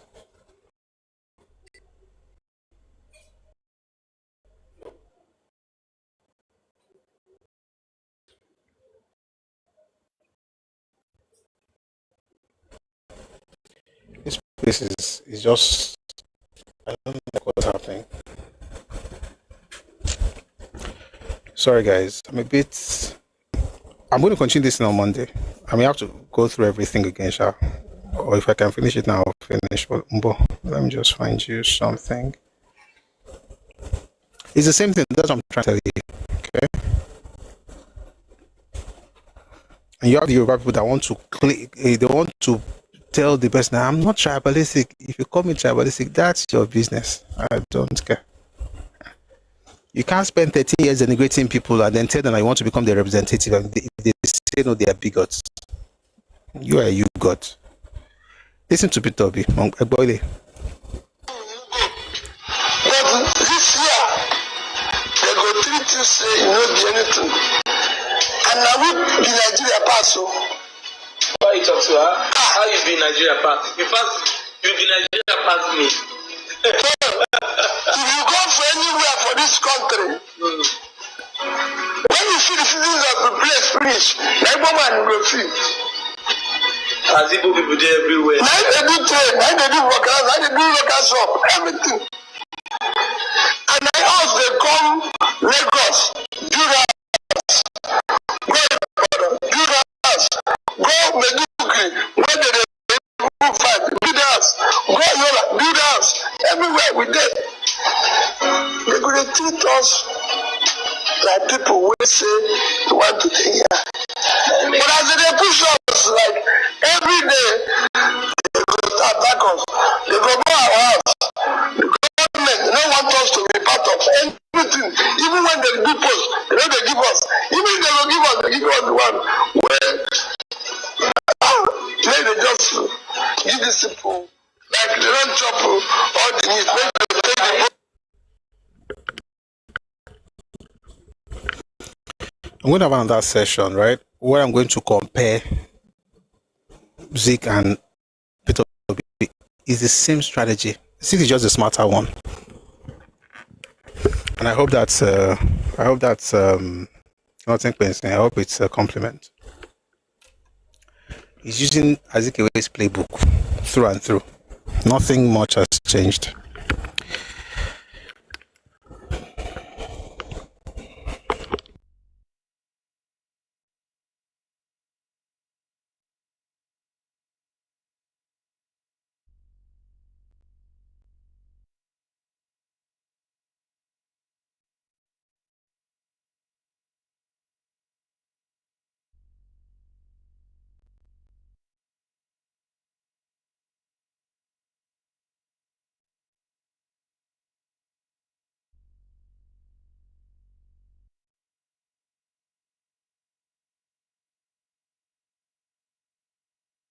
Hello. Can you hear me now? Okay, sorry about that.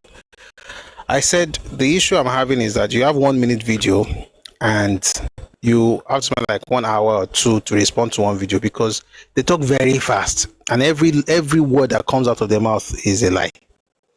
So you have to now find a way to, you are debunking lie like back to back, debunking lies. Now we're on 55 seconds or the 55th second. Let's continue from here on Monday. I may have to repeat some of the things we talked about today. Maybe if you want to do this thing very well, we're not going to go into a lot of news, and I'm not going to bring anybody up until much later, so that I can actually farabale explain. We've never even finished. But what you should know is that, number one, tribalism being introduced into Nigerian politics was the handiwork of Azikiwe, and it was not in 1951 election, it was in 1941 election. Awolowo did not even have a political party of his own. They were all members of NYM. Zik had a newspaper that was very powerful at the time, and he used it to destroy that organization by pitting Igbos and Ijebus against the rest of NYM. Zik did that. If you wake him up today and ask him, he cannot. One was not a race to become a premier. It was actually, number one, he won a seat to represent Lagos in Western Region Parliament. The real problem, two problems. Number one, he wanted to have the majority of the seats in the Parliament, but NCNC did not win majority of the seats in Parliament. So what he needed to do was to find a way to convince the independent candidates and smaller parties to join his coalition or his alliance, or have alliance with him. They said no. They joined the AG. They've been crying that it's tribalism. That's their business. Number three, he wanted to go to Lagos to represent Lagos at the House of Representatives. There were 5 from Lagos, all of them NCNC. Zik, of course, was Igbo, and they were going to choose 2. So the normal things that you expect that amongst themselves, as members of the same party, they would have had consensus candidates. Okay, Zik and one other person, because Zik was very, very interested in going. Just choose one other person, but they could not decide who to let go of and who not to go. So what did AG do? AG chose 2 people, Olorunniyi and Adedoyin. By the way, like I said, Zik had gone to Adedoyin's father, who was a king, and in Remo, to tell him that he should tell his son to step down for Azikiwe because he was Lord and Savior of the rest of the Nigeria. And the father said no, because if it's such a good place for you, it's not a bad place for my son. He got them very angry, saying Awolowo did that because of tribalism. And I said that even if it's because of tribalism, it was a good thing to do. You cannot spend 13 years of your life denigrating a people, telling your people that you are better than all of them, telling the people of the land that you are better than all of them, even though you are less. Okay, considering your cultural evolution, we have to be telling ourselves the truth these days, because I sorrow, we will say it respectfully, Sha. But whenever, see, let me tell you something. I will never tell you that you are less or anything until you tell me that you are better than me. And if I know that you are less, I will tell you. Unless I don't want to. And I don't usually do it. But sometimes we need to say it. How would you come? This was 1951. 1963, they were just passing an edict that people should be wearing clothes to come to the market in Ogbete, in Enugu. You are now in 1951 telling me how to run politics in Yoruba land when you have never had kings. When you don't understand you don't understand statecraft. Are we joking? And if I say no, it's because I am a tribalist. What if it's because you're not capable of actually leading me? Because if you are capable of leading me,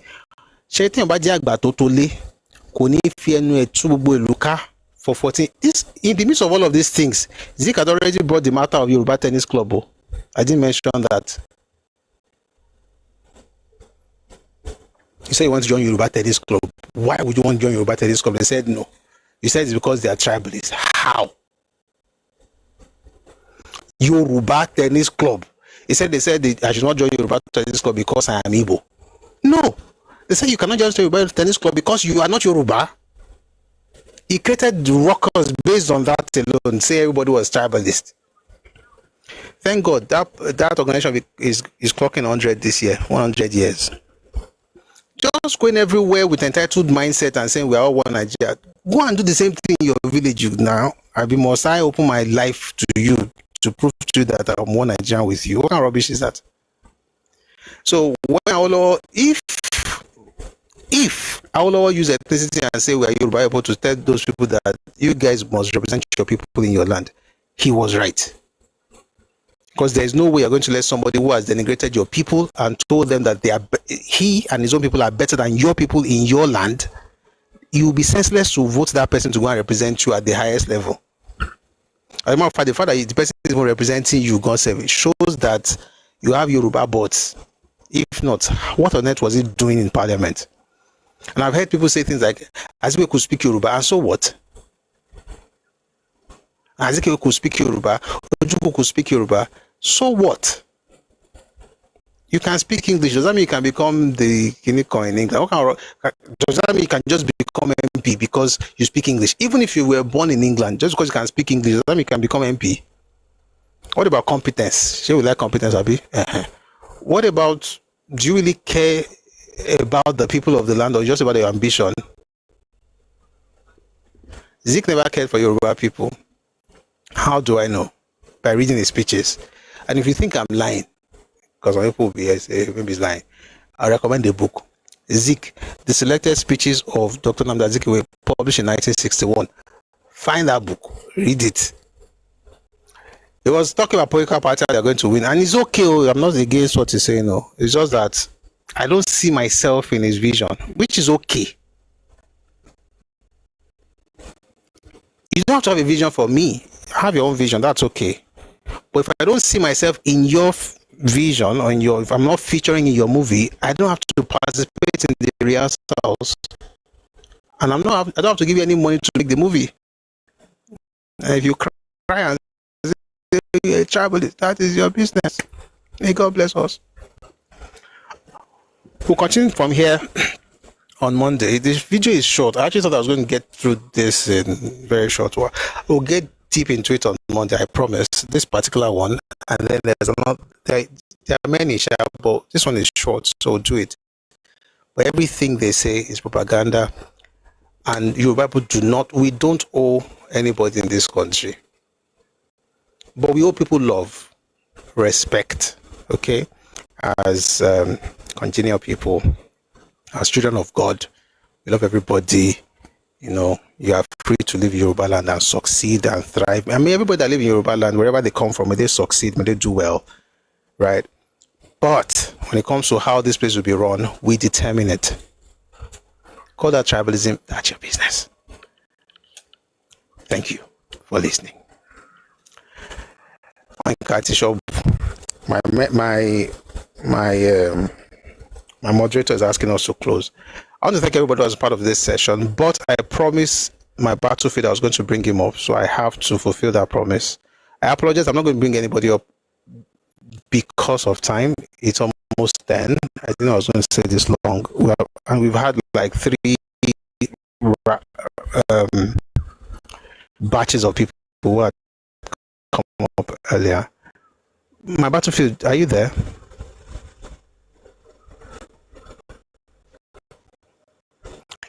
Okay. I can't let my battlefield. Yeah. This is what is happening now. It has been happening for a long time. I remember in those days, Penkelemens, Adilabu, we go to Victoria land, which is drummers, to wake them up in the early morning, and people will complain in Penkelemens and it's trouble again. And he said those people, they cannot dictate, Igbo cannot dictate to him how he lives in his own country. I think we should start doing that in Yoruba land. If we play drums in the morning from Ibadan, we take drummers and they will drum in the early morning. That's why he'll be able to assert himself. This thing has been going on for too long. And see, like a proverb says, because I proceeded to greet you, doesn't mean that when I get up, I'll be taller than you. I get my point. Because I proceeded to greet you, doesn't mean that when I get up, I won't be taller than you. If you lie down to greet a dwarf, I'm sorry to use that word, to greet a dwarf, to lie down to greet a dwarf, doesn't mean that when you get up, you won't be taller than him. You're just respecting him. You're just respecting that. You're very good, sir. proverb Yorùbá ṣe mo mọ ìwé yẹn Yorùbá bàbá yẹn sọ lóyìnbó yẹn pé now I know why Soyinka won Nobel laureate. Continue. That's why they are Christian Soyinka of enriching English language here in Menokiri, because they use lots of Yoruba into English, which English have now appropriated to become English, whereas it's originally Yoruba. Okay. You see, yes, this thing are continuing to grow. I remember those people I grow well with, who are in support of Zeke, NCNC, who migrated into MPN, who migrated into the other parties now. And their children, they are still in that line. So I'm not surprised. Those are the people you find in obedient movement now. Not because of ideological whatever. It's because that's why they've been the reason why Obi should be voted for. Nobody up to now is still on my wall. Nobody has ever replied to that. And I challenge people who are still online now. Tell me one reason why you should vote for Obi, what Obi has that has not been said before, what Obi tried to do that has not been tried before. You see, this thing continues until we start telling ourselves the truth. People will gaslight you that you are a tribalist. They will say you are a bigot. And I used to tell people, I may be a bigot, but not an idiot. You see, people need to start seeing that. They need to start seeing that. I get my point. Aha. So this thing continues to be until we start pushing back. And like you said before, that people cross-carpeted, and I've argued with people, no, it didn't cross-carpet. And it beholds on Azik to be challenged, to be telling Awolowo that Awolowo was a tribalist. Those who cross-carpeted to, let's say they cross-carpeted to AG, what do you call them? Are you telling them that they haven't got a sense of their own to cross-carpet? It's so senseless. That's why you don't need to be apologizing to those people. Oh, it doesn't carpet. If I thought they did, are you telling me that they are stupid? They don't know what they are doing to have cross-carpeted. So you are accusing Awolowo, not the people who actually change parties. I get my point. Who actually change allegiance? You are so it doesn't make any sense. And if you read the Half of the Yellow Sun by Simandi Ala, Shimanda Manda Ngozi Adichie, most of the things he wrote there, they are just full of lies. The same thing with Achebe. I like to challenge people. I said Achebe was in the east. We are in the south when the war was going on, and Achebe was full of lies. And I tell people start quoting Bible. Oh, that was a country. I said Achebe is a liar. He's a liar. And Ezekiel too. Ezekiel too, the same thing. I only attended Ezekiel's campaign once, and I saw what he was going about. He said he wasn't going to contest in 1979, but he changed his mind because of our law. He contested. The people, if you read their books, you will see that these people are just full of lies. But he used Africanism to Kowolobeje, and people are still falling for that lies. I get my point. It continues until we start telling people the story and the history of what's happening in Nigeria. People will start issuing out lies, not facts, not facts. So it's the high time we stop that. So I will leave it now because I'm rushing. I'm talking so fast. I want to leave you so that next time I will continue from there because I know it's high time you left. Thank you so much. Absolutely. Thank you, sir. So on Monday, we'll try and spend less time on the news so that we can actually get into the topic and this reactions, and I'll be able to add some other things. But thank you for what you said earlier. I may be a bigot, I'm not an idiot. All right. It's important to know these things. Thank you very much, my battlefield, and thanks everyone who has made today's session successful. Thanks for the gifts. Thank you for your support. Thanks for the likes. 209,000 likes on TikTok. Thank you very much. Thank you. And thanks to those on YouTube and on Facebook as well. I think we see you as well on Twitter. Thank you very much for your support. We're going to continue on Monday at 4 p.m. By the way, we have these sessions every weekday, Mondays to Fridays. Thank you for the gift, Solo 28. It's good to see you, Solo 28. Good to see you. Thank you. Now, I didn't promise to bring anybody up. I told the person that they should go somewhere else. That was during that first round. I can't bring anybody up again. That would be next. That would be on. The only person I said I was going to bring up on my battlefield. We'll do this on. We'll have more time on Monday. I think what we'll do is spend less time. We'll find a way to balance things, yeah. But thank you. We'll continue that video, respond to all those things, and then get into some materials on Monday. Anyway, the lesson to learn from all of these things is that love your neighbor as yourself, love people, bless them, have good wishes towards people regardless of their ethnicities, but be firm about your space, okay? And you'll be called all kinds of things for that. You'll be called a bigot, tribalist, whatever it is you're called, doesn't really matter. The person who is talking to you doesn't have enough sense. Generally speaking, regardless of their degrees, they're not thinkers. There are people who just want to weaponize your empathy and use emotions to gaslight you. And if you're a Yoruba person and you're a young person, like I said, love people, but don't be stupid. Don't open the door. Don't leave the door of your house open in the name of trusting your neighbors. What if? May God bless you. All right, before we go, we're going to listen to our anthems and then we'll call it a day. Let me thank those who gave gifts. Also the gifts, the hats, and the money guns, and the roses. Thank you. I really appreciate your generosity. And those who always reach out, thank you very much for your support. If you'd like to support what we're doing here, and I say we'll usually put up account details like once or twice a week. So if you'd like to support us, I'm going to put up account details while we listen to the national anthem. It's a GT account, all right. Yeah, meanwhile, if you'd like to get some of the books that we've talked about, please go on Telegram, Redomi Books. Redomi is spelled R-E. Can you imagine? Redomi spell R-E-D-O-M-I Books on Telegram. You'll be able to get these books, some of the books that we talk about, and you can order. I'll say you should start with the one we read earlier, the autobiography of Chief Obafemi Awolowo. You should have that. Everybody should have that.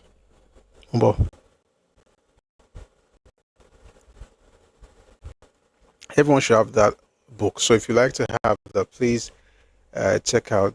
The books will be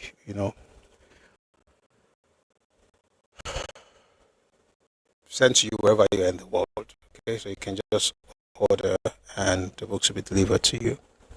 That's about it. And some of the materials I mentioned that you can get for free, you get those ones on Redomi Global on Telegram as well. Someone says that research paper on the 2023 election, you find that on Redomi Global. There's a link, a Substack link. All right, let's call it a day. We're going to have the national anthem now and also the Yoruba anthem. For those who want to support us, please use the bank details on the screen while the music plays. Thank you very much for your generosity. God bless you. Here's the Nigerian national anthem. Please sing along.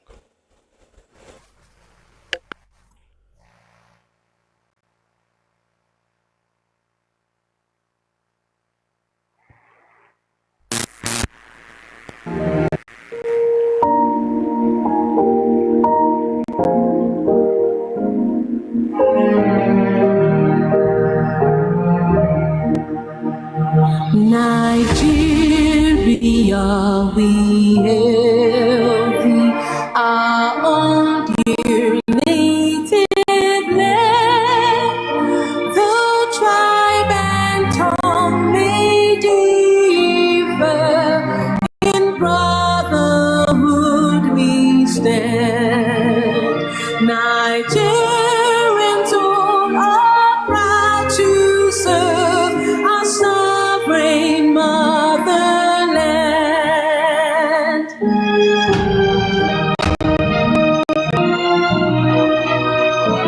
Our flag shall be a symbol that truth and justice reign.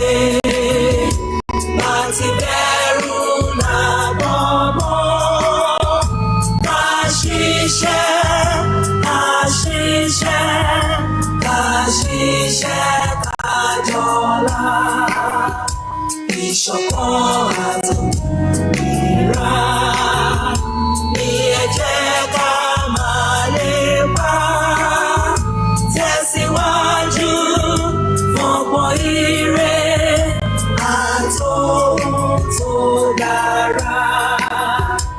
Ọmọ òkàdìyẹ bọ́ sípò ẹ̀tọ́ rẹ̀. Ìwọ ni ìmọ́lẹ̀ gbogbo adúláwọ̀. Àwa ni ìmọ́lẹ̀ ògo adúláwọ̀, ìmọ́lẹ̀ wo ni wọ́kùn lágbára Ọlọ́run. Ilẹ̀ Yorùbá ò ní bàjẹ́, Nàìjíríà náà ò ní bàjẹ́, ilé wa ọ̀nà wa ò ní bàjẹ́. Nǹkan tá a bá dáwọ́lé máa yọrí sí rere ni. May God bless you, may God keep you, may God bless Yoruba land, and may God bless Nigeria. May there be peace in our borders, and may our leaders have the wisdom they require to be able to do the right things, secure our land, and cause prosperity within our borders. In Jesus' name. Thank you for being part of this session. We may have to repeat some of the things we talked about today on Monday, because we'll just do that fresh and finish it up once and for all. But we'll see how it goes. Thank you for being here, and do have a lovely, lovely weekend.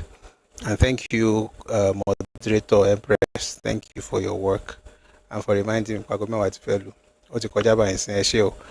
a lovely night rest, everybody, and a wonderful weekend. I'll see you on Monday, 4 p.m.